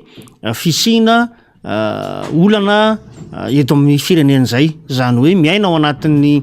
fahasairanana ny firenentsika na amin'ny lafiny ara-toekarena zany na ara-tsosialy ary indrindrindrindra ihany koa miseho amin'izao fotoana izao ny hoe tsy fitoviana amin'ny arakevitra amin'ny lafiny ara-politika zany marimarina kokoa ka miantso an'izay le lafiny hoe fifampiresahana sy fifampitiniana izay. Hitantsika namana faniry fa tsy ela akory zay ny FFKM no namoaka fanambarana mahakasika ny hoe tena ilaina eto amin'ny firenena ny fifampiresahana sy ny fifampitiniana. Ary izay antso ataona ray aman-dreny zay dia anoraisiny ny tetỳ anivon'ny atsotsika hoe ny etỳ anivon'ny fanoherana ity zany ho zava-dehibe satria maro zany nefa mahatsapa fa tena ilaina ny fifampiresahana sy ny fifanantonana mba hahafahan'ny firenentsika miala amin'izao krizy eto amin'ny firenena izao. Ka iny fotoam-bavakiny moa zany dia nataony na hoe no karakarainy eo anivon'ny FFKM mba isiny zay fametrahana marina ny atsotsika hoe 4F faraky ny fanambaranao teo. Ny zava-dehibe ao anatin'izay dia maneho amintsika an'ilay atsotsika hoe soatoavina mahamalagasy eo ihany koa ny mahazava-dehibe ny finoana ary ny mahazava-dehibe an'izany atao hoe fametrahana ny firenena eo ampelatana n'ilay nahary zany. Indrisa nefa fa ny raha tsika nahita teo ny ataontsika hoe tsy fandraisana anjara na ihany koa fanamaivanana ve an'izany antso zay ataony ny ray aman-dreny am-panahy zany eto amin'ny firenentsika.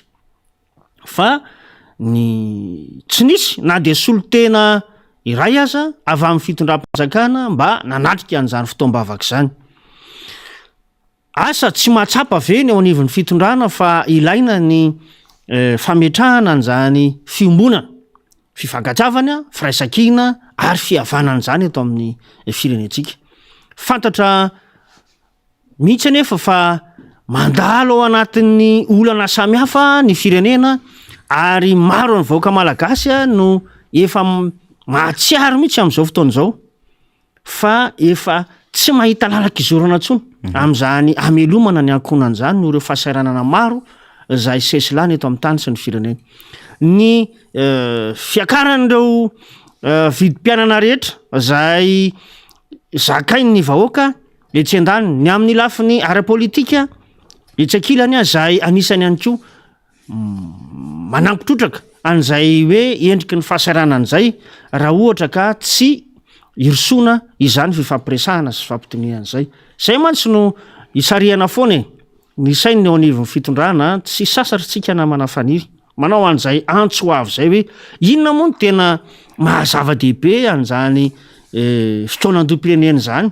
satria ity asa zay ataon'ny FFKM ty raha natsikatra tsara tsika de hoe ho fitrotroanam-bavaka ny asa zay horaisiny na ny andraikitra zay horaisiny FFKM mahakasika nyty raharam-pirenena ty zany hoe antenaitsika zany taoriana nyny fiaraha-mivavaka zay natao tsy amin'ny masinda misely mamasina iny fa hisy andraikitra horaisiny eo amin'ny ivon'ny FFKM manoloana izao raharam-pirenena zao efa misy ny fanamariana maro zay napetraka zany fimbonan'ny nany FFKM zany zay fanambarana mitanisa ireo tsy fetezan-javatra eto amin'ny tany sy ny firenena ary ihany koa ny antso zay nataony am'izay isiny ny fifampiresahana sy ny fifampidinian'izay antenaina moa zany fa izao fitaombavaka zay natrehana tamin'ny asabotsy lasa teo zao de anisan'ny dingana ary ankasitrahana sy akatelemana ireo namana zay namonjy an'zany fitaombavaka zany satria teo aminay solombavam-bahoaka moa de raha malala fa tsy maintsy misy foana ny fandaminana amin'ny solotena am'ireny zava-dehibe hatrehan'ny fireneny reny dia aora namana solombavam-bahoaka zay ny solotena tamin'izany fotoan'izany zay anehoana ny fisaorany ara-pioratsaina ankehitriny ary koa hitatsika ihany koa ny fisin'ireo mpisehatra ara-politika maro izay nametraka an'izany fotoan-dehibe zay ny antsony ray aman-dreny ampanahy zany tamin'iny asabotsy lasa teo iny ho hitatsika ny itoyany ary irariana ny atongavany zany hoe any anatin'ny fotoanandoam-pirenena satria raha jerena tokoa ny zavatra misy am'izao fotoan'izao dia anisan'ny lalana anankiray ahafahana mibanjina noaviny ty fireneny ty ny fifampiresahana mety manahirana ny fitondrana ve ny fisiny ny fotoanandoam-pirenena matoa izy miziriziry ary misy moa zay nentiny namana riana rahabe mananjara tamin'ny maraina teo ny atao hoe mpitantany ao anivon'ny fitondrana am'izao fotoana zao nametraka ny hoe tsy ilainy zany fotoanandoam-pirenena zany raha ifampiolon'olona ny vahoaka eto na ihany koa ao anatin'izany hoe lafiny tsy vidivikevitra amin'ny fitantanana andraraha-pirenena zany ka samy iziriziry amin'ny eviny dia fantatsika fa tsy ason'ny firenena ary tsy hitondra ihany koa makany am'izay lafiny hoe fampandrosoana izay ny zavatra mety hitranga ka eto zany dia samy manana ny tandrifiny ny tsirairay ary ataoko fa samy mahafantatra an'izay hoe anjara biriky tokony hoentina mifanarenana ity firenena ity ka ny fampidiniana amin'ny reo mpisehatra ara-politika sy ireo fiarahamonim-pirenena zay miditra indrindra na hoe mandray anjara indrindra amin'ny sehatry ny fifidianana dia raisina ho zava-dehibe zany ahafahana mamahy sy mitady vahaolana ho an'ity firenena ity satria dia irahantsika mahita am'izao fotoan'izao fa zany fotoanandoam-pirenena zany nge zay ametrahana sy andiniana indrindraindrindra ny mahakasika ny hoe lalam-pifidianana na manafanira de hitatsika fa ny fifidianana zany no fototry ny repiblika ary raha io sehatry ny fifidianana io no anaovantsika akambo sanatry ny vava satria hitatsika nge tsisy zay tsy nametraka an'izany fanamariana zany na itsika eto toerana na ny any ivelany zany ny fahitana ny tsy fetezany reny fizotra-pifidianana teto Madagasikara reny indrindraindrindra tamin'ny taona 2024 nakaty ka ilaina ny fametrahana ny fitivim-pijery am'izay dingana rehetra irisoana ny fifidianan'izay ka io lalam-pifidianana io no anisany fototry ny filaminantsika amin'ny sehatra zay ataontsika hoe tsy mampitovy hevitra am'izao fotoan'izao raha antsika ihany koa mahita fa miroso sy miasa eo anivon'ny seny am'izay le hoe sehatra ny fanomanana ny fifidianan'izay kanefa dia maro reo zavatra hita sy tsapa am'izay hoe mandringa am'izay fandrindrana samihafa amin'ny fanomanana ny fifidianan'izay ka eto zay de mbola manao antso hoe aoka aloha alamina avokoa reo zavatra rehetra zay mety tsy tovikevitra ao anatin'ny fotoanandoam-pirenena no lalana andehanantsika amin'izay a dia afahantsika mizotra makany amin'ny filaminana sy azahotsika an'izany antsoina hoe fifidianana mirindra mangarahara ary ekeny rehetra zany a eto Madagasikara. Oraisitsika zay rehefa avy eo a député Alain Ratsimbazafy mahakasika indrindra n'ilay hoe fikaonan'olom-pirenena satria isika de mivoy an'izany ary tsika mametraka an'izany ho zava-dehibe.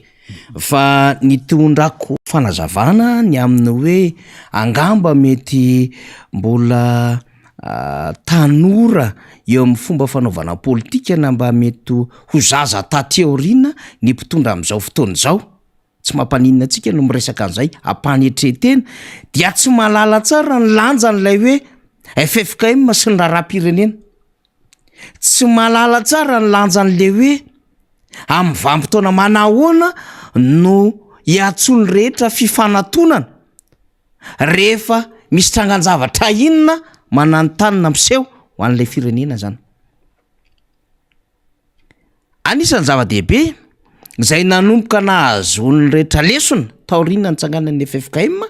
ny krizy ndraiky amin'ny 1970 député Alain Ratsimbazafy.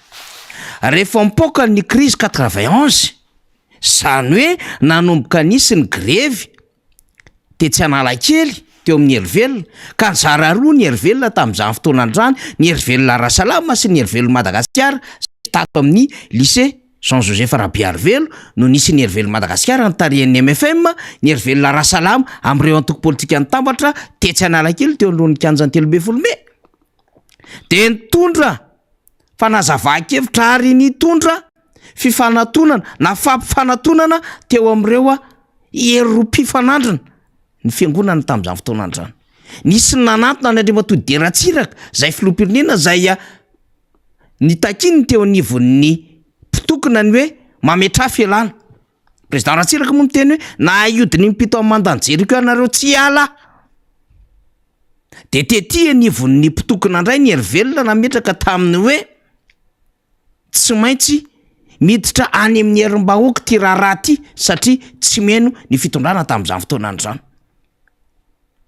De hitantsika ny zava-nisy tamin'ny 10 Aogositra 2019. Fa nijoro teo anelan'elan'izany hoe io lay nambaranay ozy mpitondra fiangonana tamin'izany fotoana androany, mpitondra fiangonana hoy aho. De rehefa nitranga zany trangan-javatra rehetrarehetra zany de nanampy tosika an'ilay fijoroan'ny mpitondra fiangonana ny miaramila zay nanery ny mpifanandrina hikaroka maromaritra iraisana satria efa zava-doza nitranga teto Madagasikara. De zay le nahatonga an'le convention 31 Octobre 1970 zay natao teny Andrainarivo tao amin'ny hôtely Panorama. Dingantsika ny tantara.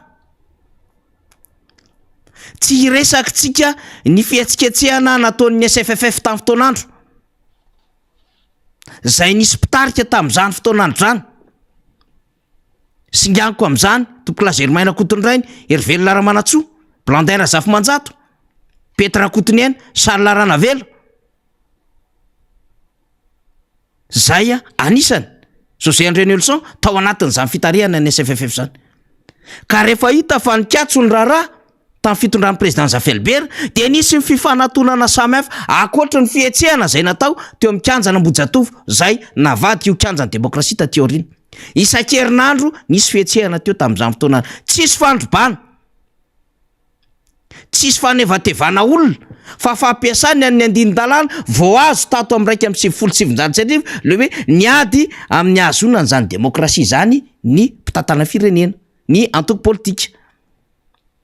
De nampiasa an'izay lalàna izay ny SFFF de teo Ambojatovo tamin'ny fotoanandro. Be da be nitranga tamin'izany. Fa nisy koa ny fifanantonana tamin'ny fiangonana hoe raisiny andraikitrareo. De nanantona ny président Zafelber ihany koa teo anivon'ny fiangonana.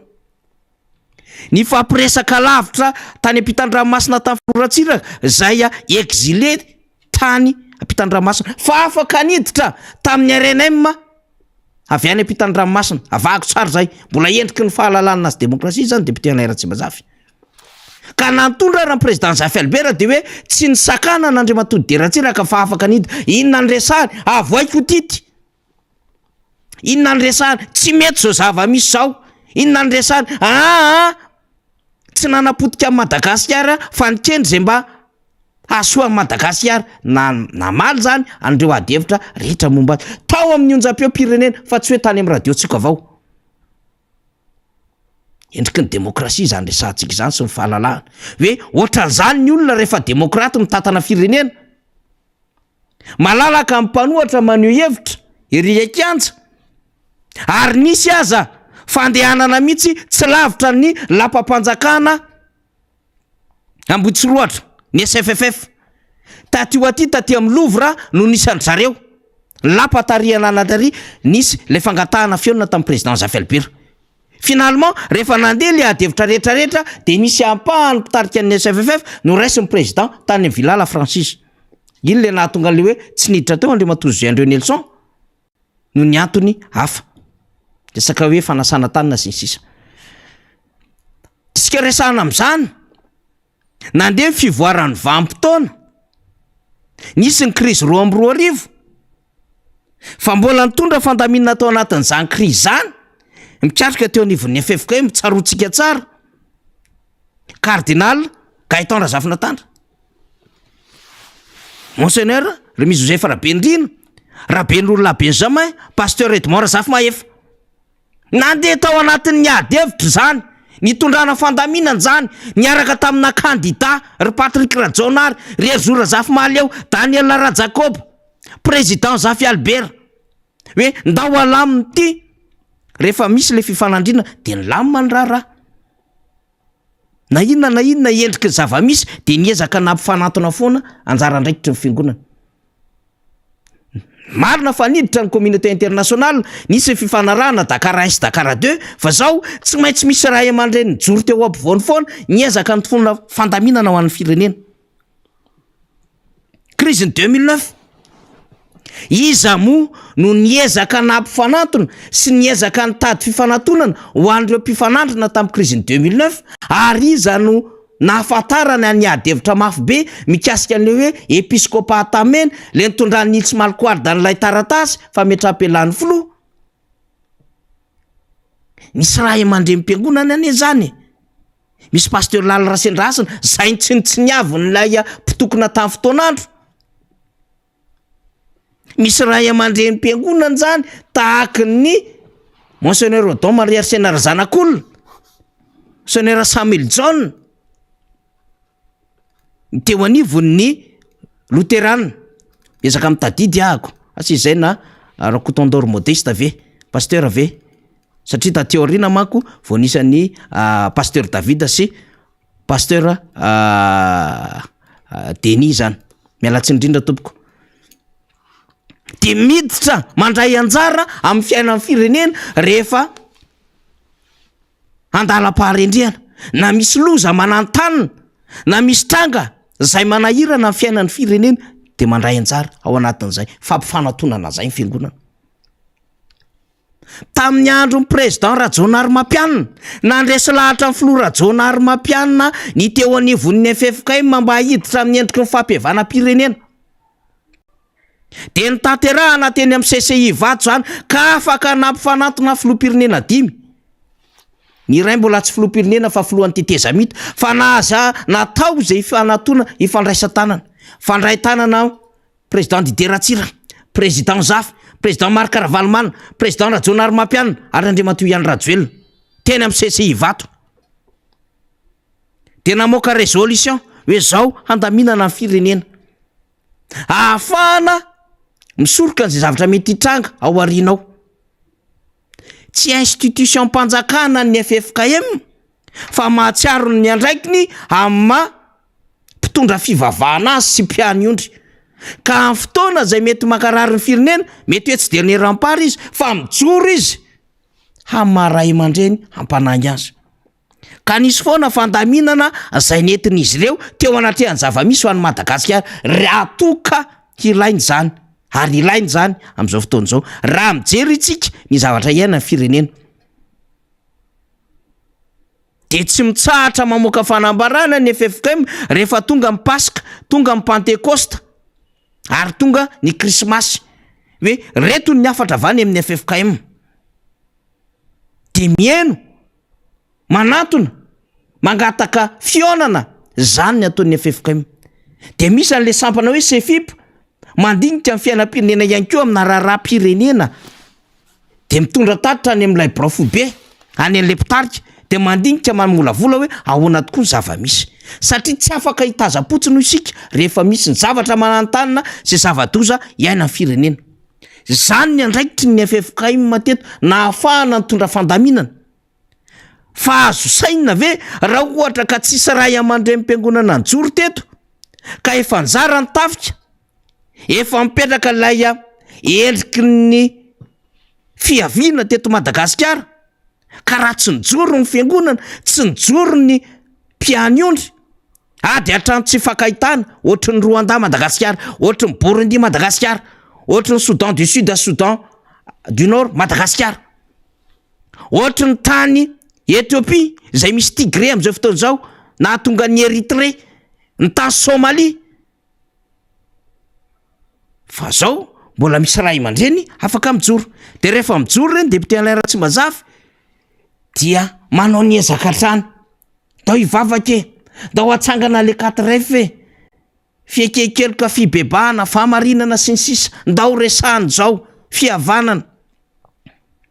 Fahaizany farany rehefa mipoaka ny zava-misy eto amin'ny firenena, na crise post-électorale io, na crise politique alterako ny coup d'état io, na mety misy lafin-javatra hafa, de ino fa miazakazaka any amin'ny FFKM daholo ny rehetra. Ka raha mijery an'le fihetsiky le fitondram-panjakana zany tsika, de ozy le fitondram-panjakana tsy mi-existe zany aminy. Ary tsy fantany angambo zany tantara zany fa mi-existe aminy de tsotra. Izay de andeha hanao fitaompivavahana miaraka amin'ny fiangonana Zandriny eny amin'ny kianjan'ny Tafoma, eny amin'ny kianja Beany Mahamasina, de manao bale eny zay menakavy miaraka mpikatroka amin'ny gouvernemanta, manao akanjo fotsy zay, de misy mpanakanto maminany ao, de misy vahoaka be manatrika eto, de misy message politika, de voadokadoka le filoha amin'izay fotoanandro zay. Zay ny tadiaviny le fitondram-panjakana, zay mikalkula ny endriky nylay fifidianana ho avy. Ny ainana ane zany teto e, tamin'ity taona ty ane zany e, le nahabe ny adevitra mahakasika nylay faminanina nataona mpihira anankiray. De ny azo mahafinaritra azy, mandeha ny fionan'ny kristianina tanora loteranina, de tonga any le Ramsey, de rehefa tonga ao izy, de faly izy fa mahita olona, de mampanantena fa ame 20 millions d'ariary, de ame 4-4 an'le filoha am'le fiangonana. Zay ny azo mahafinaritra azy. Donc manana objectif politique izy. Ny azo mahafinaritra azy, rehefa mandeha ny fionam-ben'ny tanora katolika, de ao anatin'ny filakevitry minisitra mihitsy ny maka fanapahan-kevitra fa hamekita ho an'ny GMJ 30 000 isa. De lokona ny lokona orange le izy ka na mahabe adevitra tsy mbola nisy nanao tao anatin'ny 20 taona, de ataony zany. Satria manana objectif politika le Ramsey ambadika zany adevitra rehetrarehetra zany. Didirany tsiraray le fiangonana. Fa raha ohatra izy ka le fiangonana amin'ny akabeny iny miantso zany, de snobeny zareo le izy. Tsy de raharahin zareo le izy. Amin'ny lafiny ray koa atahorany le izy. Satria ifanena amin'ny mpanohatra, zay lazaina fa vitsy anisa. De tsy mipotra, tena amin'ny akara katolika, tena nala mihitsy, tsy mipotra, tetia Masina Misela. Kanefa le FFKM tsy atoko mpanohatra député Alain Ratsimazafy, fa atoko mpivavahana fiombona amin'ny fiangonana kristianina eto Madagasikara. De rehefa inona zany mandeha le mpitondra fanjakana, de rehefa inona tsy mandeha. Rehefa ny FFKM miantso, eno zany ry azon-damosina. Fa rehefa le sompiangonana ao anatin'izay ny miantso, zay efa misy calcul ao ambadika zany rehetrarehetra zany, vao mandeha zareo de mamoaka vola tany MJMJ eny, hatramin'ny département ministérial na an'le lapadera namboarina ny lalana. Ny hetsika mihitsy ny jiro, ny groupe ny rehetrarehetra, ny tanty, na midy mora ny vary sy menaka. Fa manana objectif politique reto olona reto. De exploiteny amin'izay le endriky ny fiangonana, zay mampalahelo, fa ingany mipiny tsy ho tafiditra amin'izany. fa ity le tena FFKM le fiangonana efatra mirafitra ao anatin'ny izy mihitsiny katolika romana FJKM FLM anglikana FLM luterana zafady ay izy ihany zay anglikana ny miantso fa tsy mbola rarahiny fa ty mievitena ho matanjaka le fitondram-panjakana de eritreretony fa hainy daholo mijery an'le situation rehetrarehetra fa tena fanaovana tsinitsinina ny ray aman-dreny mpiangonana lafin-javatra zao kanefa raha malala fa bloqué verrouillé isolé le fitondram-panjakana député Alain Ratsimazafy. Zay mihitsy namana faniry no tsara ihany zany hitondrantsika ihany zay fa makafaka an'izay ary sorana moa ianao nitondra atao hoe tsy ana tantara manoloana ny zavatra ny ainy any firenena amin'ny hoe fametrahana ny FFKM ho ray aman-dreny ary mpampiavana ary mpamahaolana eto amin'ny tany sy ny firenena. Nandalo fotoan-tsarotra na vanim-potoana maromaro Madagasikara ary ireo ray aman-dreny ireo dia anisany nitondra ny anjara borikiny lehibe amin'izany famahana ny olana zany. Ka raha ireo no andeha ataontsika tsinotsinona dia anjaran'izay manao an'izay tsinotsinona zay fa aminay dia ray aman-dreny am-panahy reo no ianterana amin'ny lafiny famahana olana indrindraindrindra amina sehatra raharam-pirenena goavana sala am'izao izay atao hoe isina tsy fitovikevitra na ihany koa isina fanandrinana amin'ny lafiny ara-politika dia sany FFKM zany de napetraky ny malagasy ho ray aman-dreny hitondra ny hevitra amin'ny famahana olana zany. Ka raha izao fanaovana tsinotsinona ny FFKM zao dia hotsika hoe anjaran'ny fitondrana manokana zay fa ataoko fa ny maronisa amin'ny vahoaka malagasy de mbola mametraka an'izay ho sotoavina zay hoe misy olobe eto an-tanàna ary olony finoana zay apetraka ihany koa no hoe zany fivavahana zany afaka manova zavatra ambety teny ny filora valimanana zany ary izay no anehoantsika hatrany amin'ny maha hoe fijoroana amin'ny maha kristianina ihany koa eto amin'ity firenena ity satria ilaitsika ny fametrahana ny firenentsika ho eo ampelantanan'Andriamanitra amahana n'izao olana misy eto zao satria indraindray dia mahatsapitsika amin'ny tsy fampienona amin'ny samy olombelona ny tsy fampieno na ny tsy fampienona amin'ny mpitondra sy ny vahoaka entina ary zany nge ny mahatonga an'izao ataontsika hoe disadisa maro isan-karazany na hatreny amin'ny fiarahamonina azy dia tazantsika hatrany izay atao hoe tsy fampienona na tsy fanajana zay. Ka ataoko fa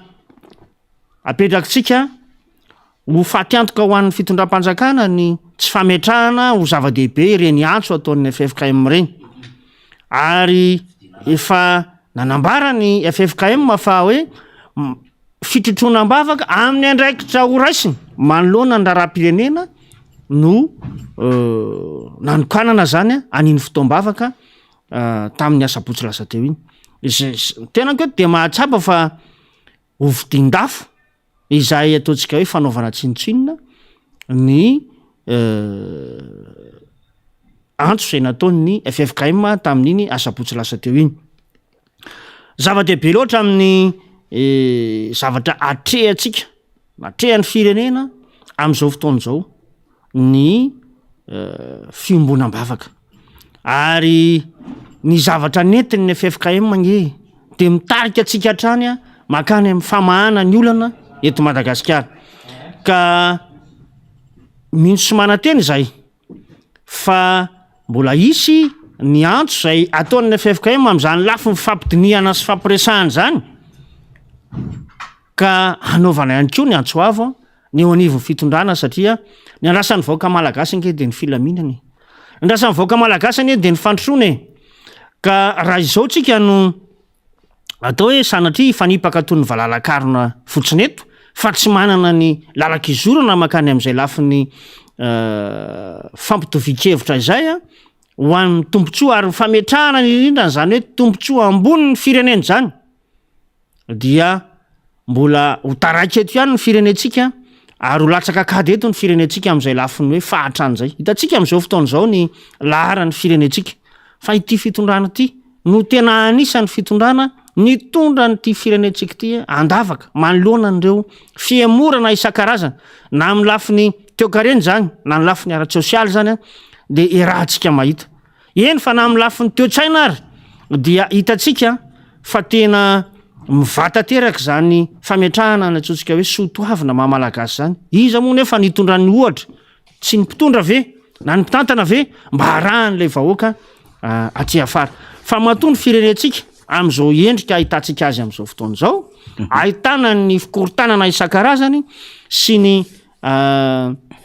ataontsika hoe ny lafiny tsy fandriam-palema na tsy ny sisa dia eo zay tsy firindrana amin'ny lafim-pitantanana zay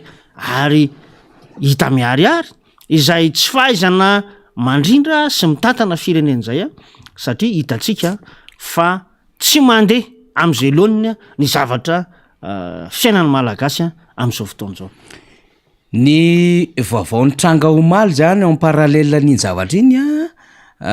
député Alain Ratsimazafy sabotsy ilay fitrotrona mbavaka nataon'ny FFKM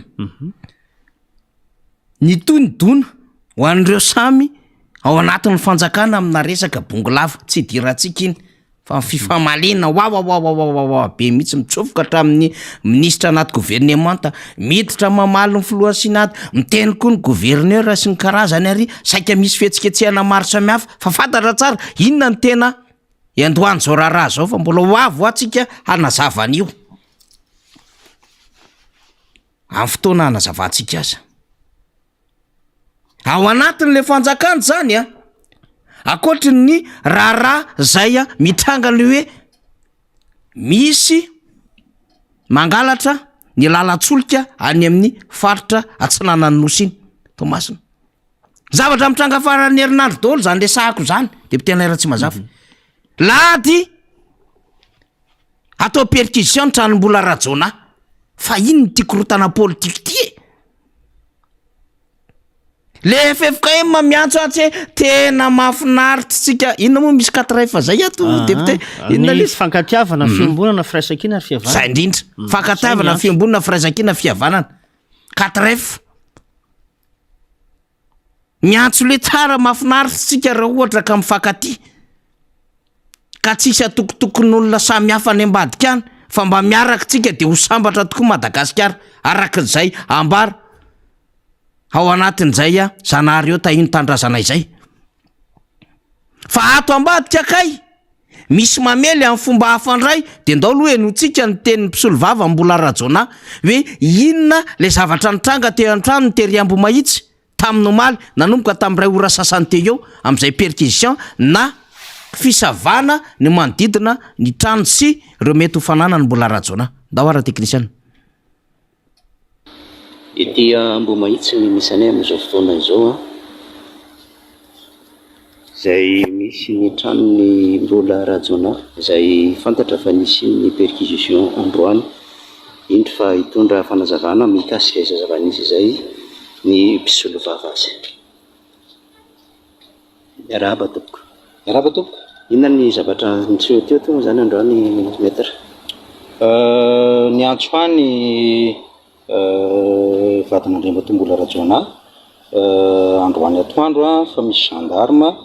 vitsivitsy tonga hanao perquisition teto amin'ny trano fonenany sy ny manodidina dia tonga moa ny tena koa nanatrika zany perquisition zany ny taratasy nentin'ny gendarme dia taratasy navoaka ny parquet an'Antananarivo parquet ny tribunal de première instance d'Antananarivo mahakasika na zay zany ny ao anatin'ny taratasy ao aiahina ho manao atteinte à la sûreté intérieure de l'État Andriambatombola rajona zay zany no anatin'le taratasy dia nataony fisavana ny savaina daholo na ny tranony Andriambatombola rajona na ny tranon'reto olona zay mpanofa tranon'reto fa tsy nahitana na inona na inona tao anatiny zay nandritra zany fizavana izany asady ny efatra teo eo zany ny fizavana androany. Inona no azo ambara raha miresaka lalanitsika satria mbola rajona fantatra fa mbola any am-ponja amin'izao fotoana. Za manokana aloha zany satria raha tsy diso ny fitadidiako dia intelo no nisy fizavana sahala amin'izao tato anatiny reto trano nandriamatombola rajona sy ny mpanofa tranony reto tsy nahitana ninina foana hatramin'izay ohatra ny hitako hoe efa lasa acharnement loatra ilay zavatra mitranga satria na le zanaky le olona rehefa tonga sahala amin'io dia afenina mihitsy satria tena traumatisé le zaza everiko hoe izay disadisa politika any alao mba mijanona any amin'ny politika fa tsy atao mihitatra ty amin'ny vady aman-janaka sahala amin'izao. Manaona ny dossier any anjiana sy taorinan'ilay hoe fitsarana nanameroana sy na volana me iny mbola misy hafa ve manahoana ny hafa? Iny ihany aloha zany no iny dossier zao dia mamita sazy no izy zany. Ety Ambo Mahitsy ny misy iny ary nindramina tamina sary navoaka nanamana moa izy any tamin'ny tambajotra sosialy nindramantsika ny sary iny fa tsy isika moa zany mazava ho azy dia vokatry ny fiarah-miasa zany zay ny mpisolo vava nandriamatombola rajonany hitantsika teo zany ny titsika ao anatin'ny titsika resahana amina trangan-javatra ohatran'ireny zany dia hoe mitofoina ilay zavatra manahirana ara-politika eto Madagasikara ary lay fihetsika ilay fitondram-panjakana dia atao hoe mety manana ve ny amin'izay mety vaovao eo am-pelantanany ilay fitondram-panjakana député Alain Ratsimazafy ka nahafahany teo anivon'ny fitsarana namoaka izay taratasy anaovana perquisition zay ka niasana mpitandro filaminana tamin'ny alalan'ny zandary omaly nanao ny fisavana. Ny mahazendana fotsiny eo anatin'ilay adevitra dia hoe atteinte à la sûreté intérieure de l'État zany hoe fanohitohinana ny filaminana anatin'ny fanjakana. Rehefa ohatran'izay manko ilay adevitra dia ohatra misy hoe mamofopofona fanakorontanana, mamofopofona fanonganam-panjakana, mamofopofona fikomiana.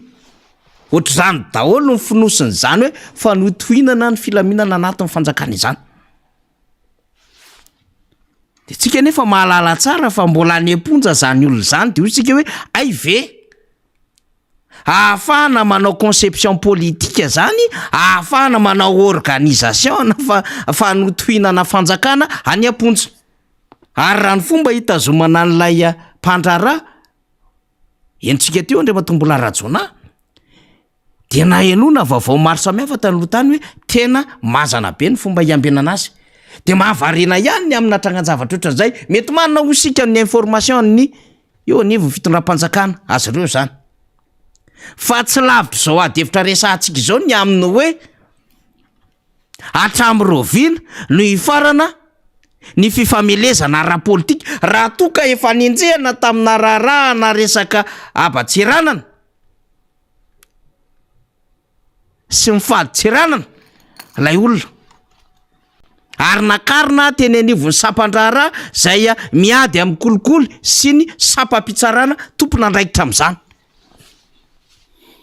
Efa fantatra ary efa eny hoe tena tsy misy mamela moramora nga mbola rajona no manodidina mpitondra fanjakana.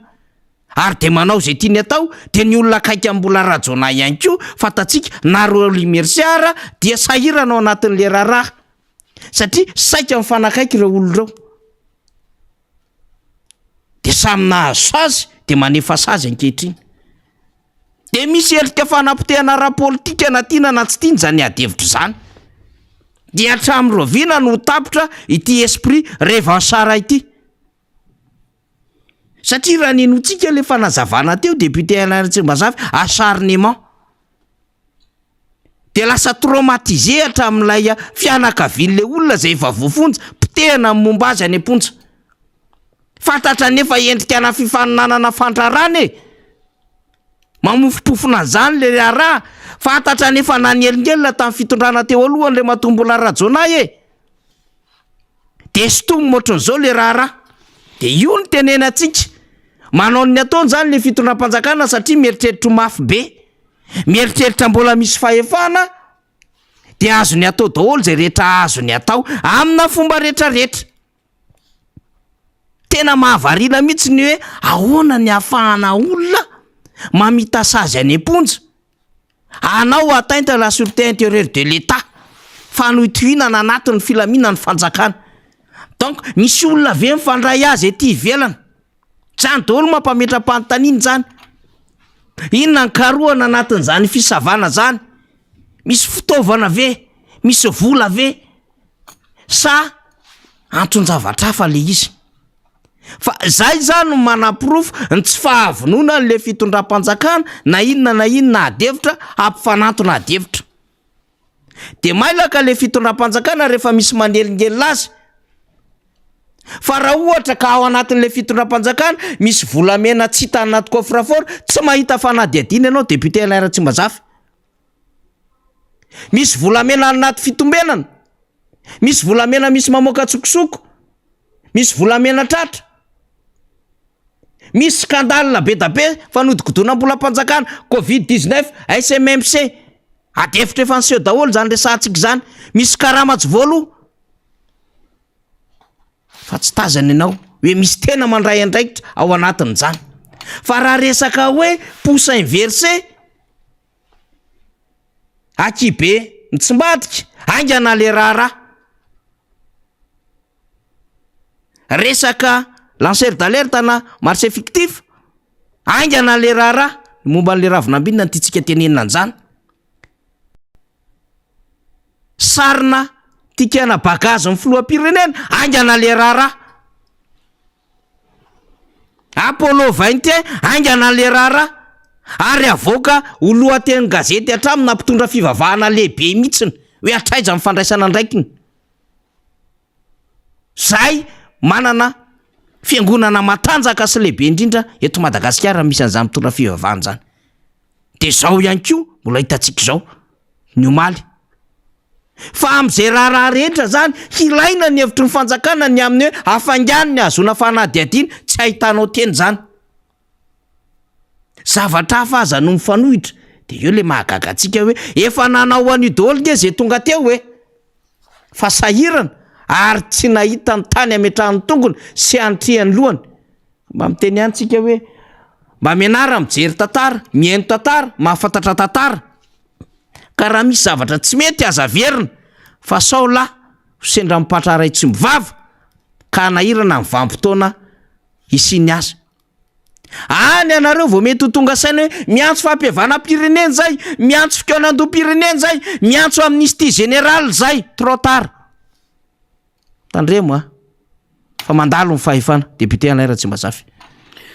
Hitantaratra amin'ireny na manafaniry ny ataontsika hoe fitsabahany fahefana mpanantanteraka makany amin'ny rafim-pitsarana. Satria raha dinihana tsara ny fisehoan-javatra amin'izao fotoana izao dia misy fanapotehana ara-politika ana olona anankiray izany fandraisana fanapahan-kevitra teo anivon'ny fitsarana zany. Iza moa zany no manome an'izay baiko zay alohantsika rehetra no amaly azy. Satria raha ny zavatra noresahana teo dia olona any am-ponja tokoa ve dia mbola hananana heritreritra ihany ny ao anatin'izany hoe manohitohina ny filaminana anatin'ny fanjakana zany. Sarotra ny mino an'izany ary tadio tsara ny namana faniry fa ny toerana zay ametrahana mbola rajonara ny fahafantarana azy dia eny amin'ny fonjan'ny Mertsetosika zay atao hoe fonja zay napetraky ny fitondrana zao hoe ametrahana an'ireo tena criminel na ireo olona tena navita eloka be vavy eto amin'ny tany sy ny firenena no ametrahana ny andriamatoa mbola rajona. Raha jerevana zany reny fihetsika omaly reny dia tena fampirorona tanteraka atao amin'ireo fianakaviany vady aman-janany ny zava-mitranga amin'izao fotoana izao. Ka tsy ananan'ireo herin-tsaina intsony hiatrika ny ho avy fa amin'ny fotoana zay hitiavan'ny fitondram-panjakana anaovana an'izay antso-dray na fampirorona izay amin'ny fianakaviany dia tanterahana lisy. Mampalahelo dia mampalahelo zany zavatra zany ary eto moa mametraka mihitsy sika hoe sanatria ve valifaty tamin'inona no atao am'ty Andriamatoa mbola rajona ty. Badin'io ihany fa ny fiainana tokoa dia akodaratsarety ary ny ambony tokoa mety ho ambany. Ary raha ny zavatra hita amin'izao fotoan'izao ihany koa dia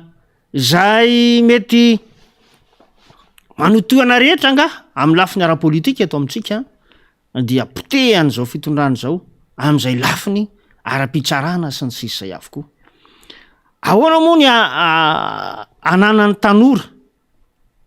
zay ataontsika hoe tanora no avin'ny firenena herijika intsony anao politika ara-pitsoravaka pitso raha toy izao endrika famotehana an'izay olona samy joro eto amin'ny tany sy ny firenena zao no mitranga zany amin'izao fotoan'izao sy ahino ireo tanora amin'ny fanahiny zany amin'ny hoavy hoe zany sehatra politika zany eto Madagasikara dia lasa fifandrafiana na famotehana amin'izay atao hoe ny eo anivon'ny fitondrana sy ny eny ivelan'ny fitondrana. Ka izany anefa dia tokony ezahana ny mamafa an'izany na ny manafoana an'izany eto amina firenentsika raha te hampandroso firenentsika satria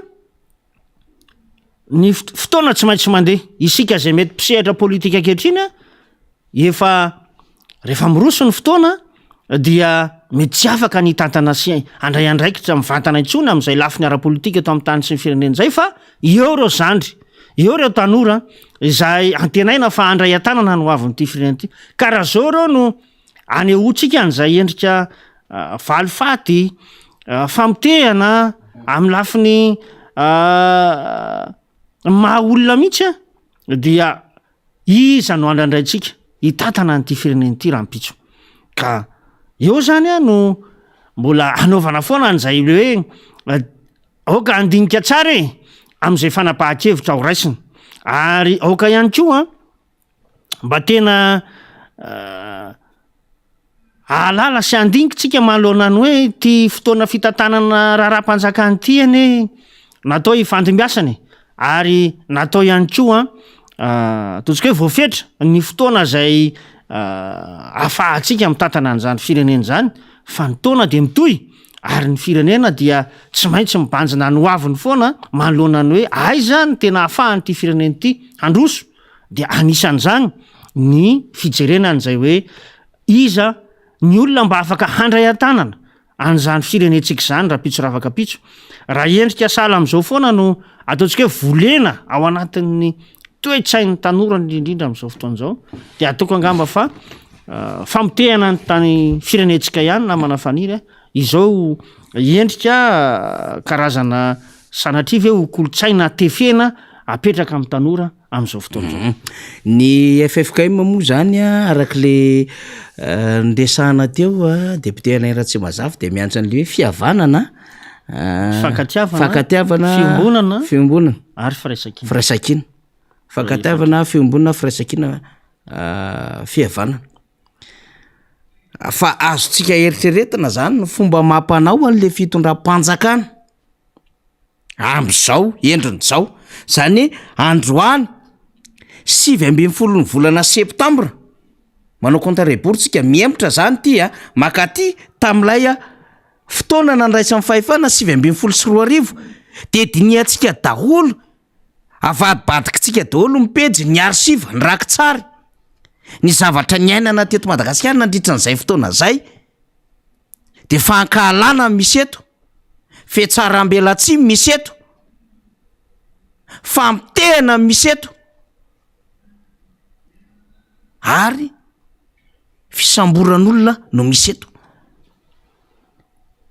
tena mifanohatra mihitsy amin'le zavatra tian'ilay fiangonana sy tian'le mpanao politika tian'ivo fanoherina tiana tao amin'ny sina fandaminana vaovao ahafahana mitondra an'le Madagasikara sy misorika amin'izay mety zavatra hitranga oriana olo izy député Alain Ratsimazafy fa afahankahalana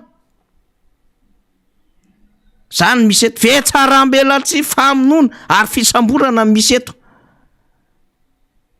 dia azon'le mpitondra mihitsy ny ainy amin'izany satria mieritreritra fa zany ny atao hoe mampatanjaka anaty fahefana culture politika vaovao angambana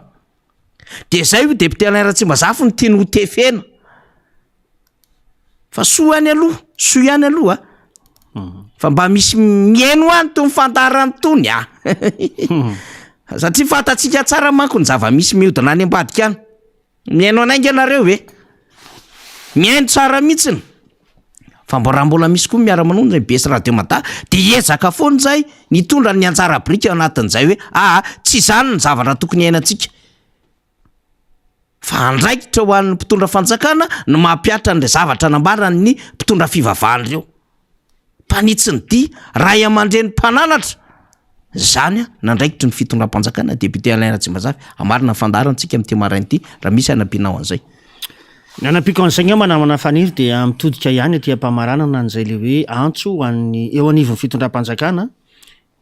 ny irisoana amin'izay atsotsika hoe fikaonan-doha-pirenena zay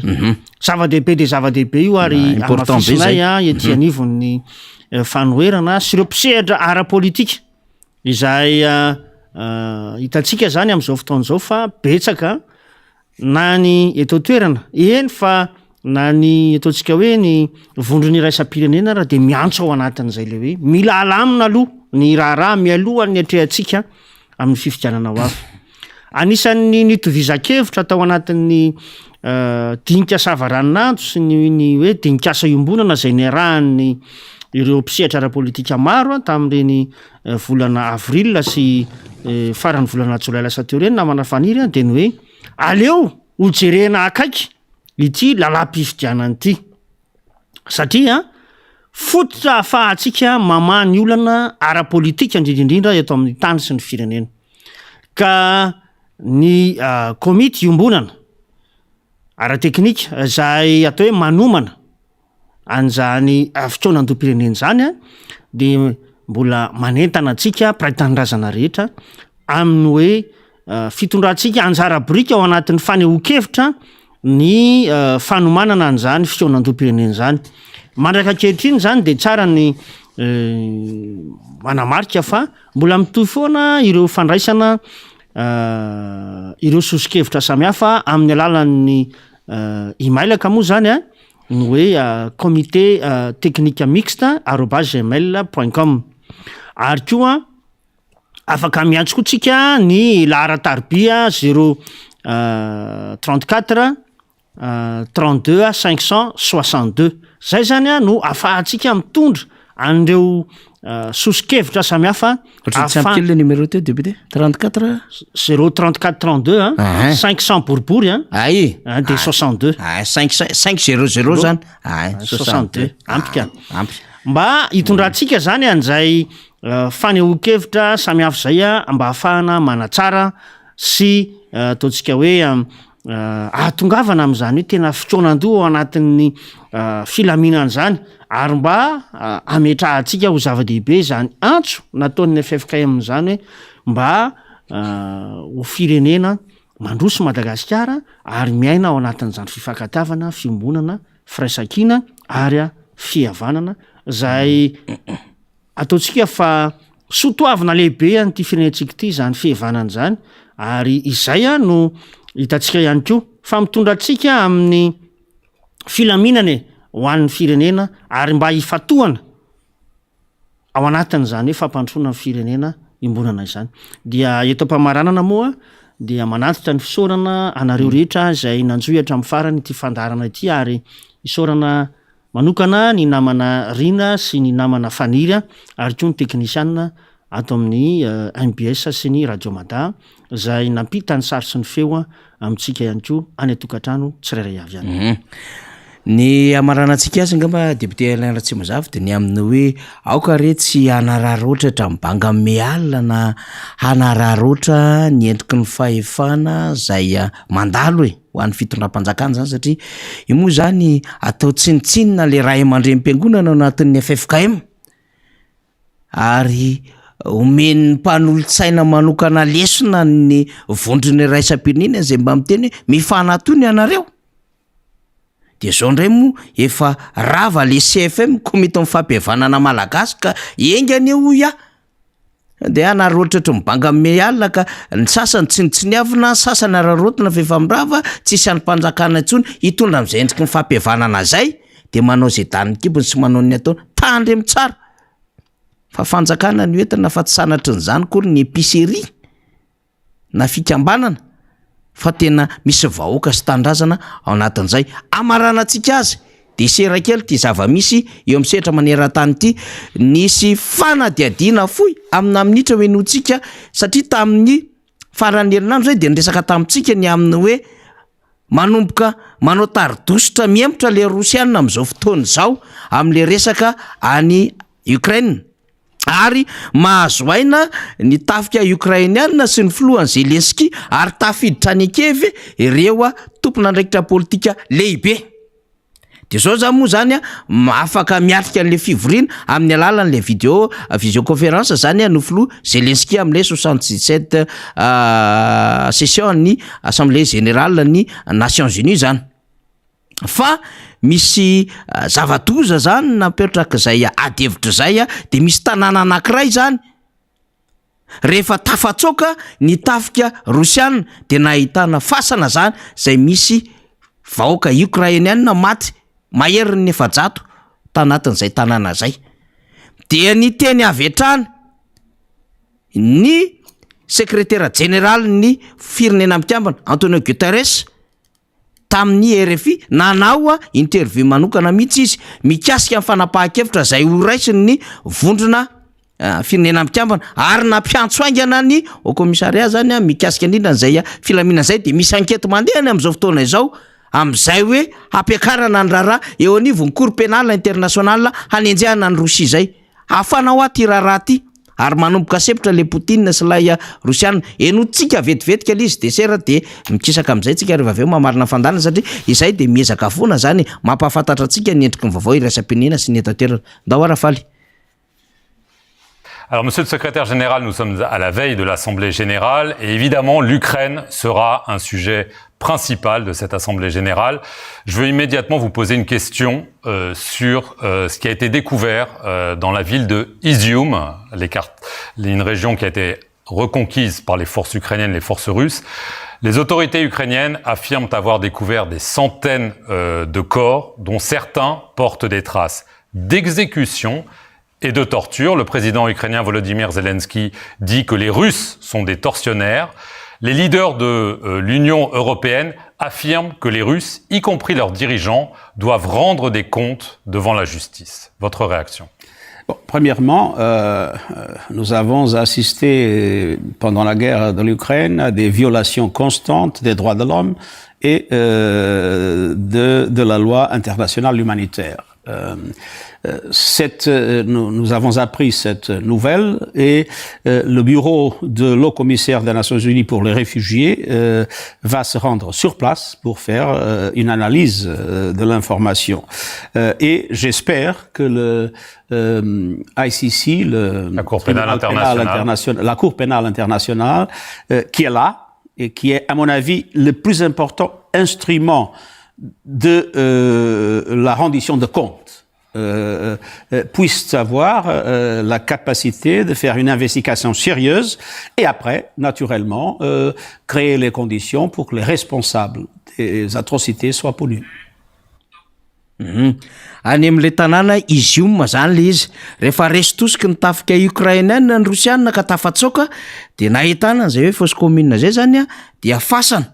de misy miresaka moa zany 700 teo zany reo faty hita am'izao fotoana zao dia nampaniraka ny au commissaire ny Nations Unies mikasika indrindra am'izay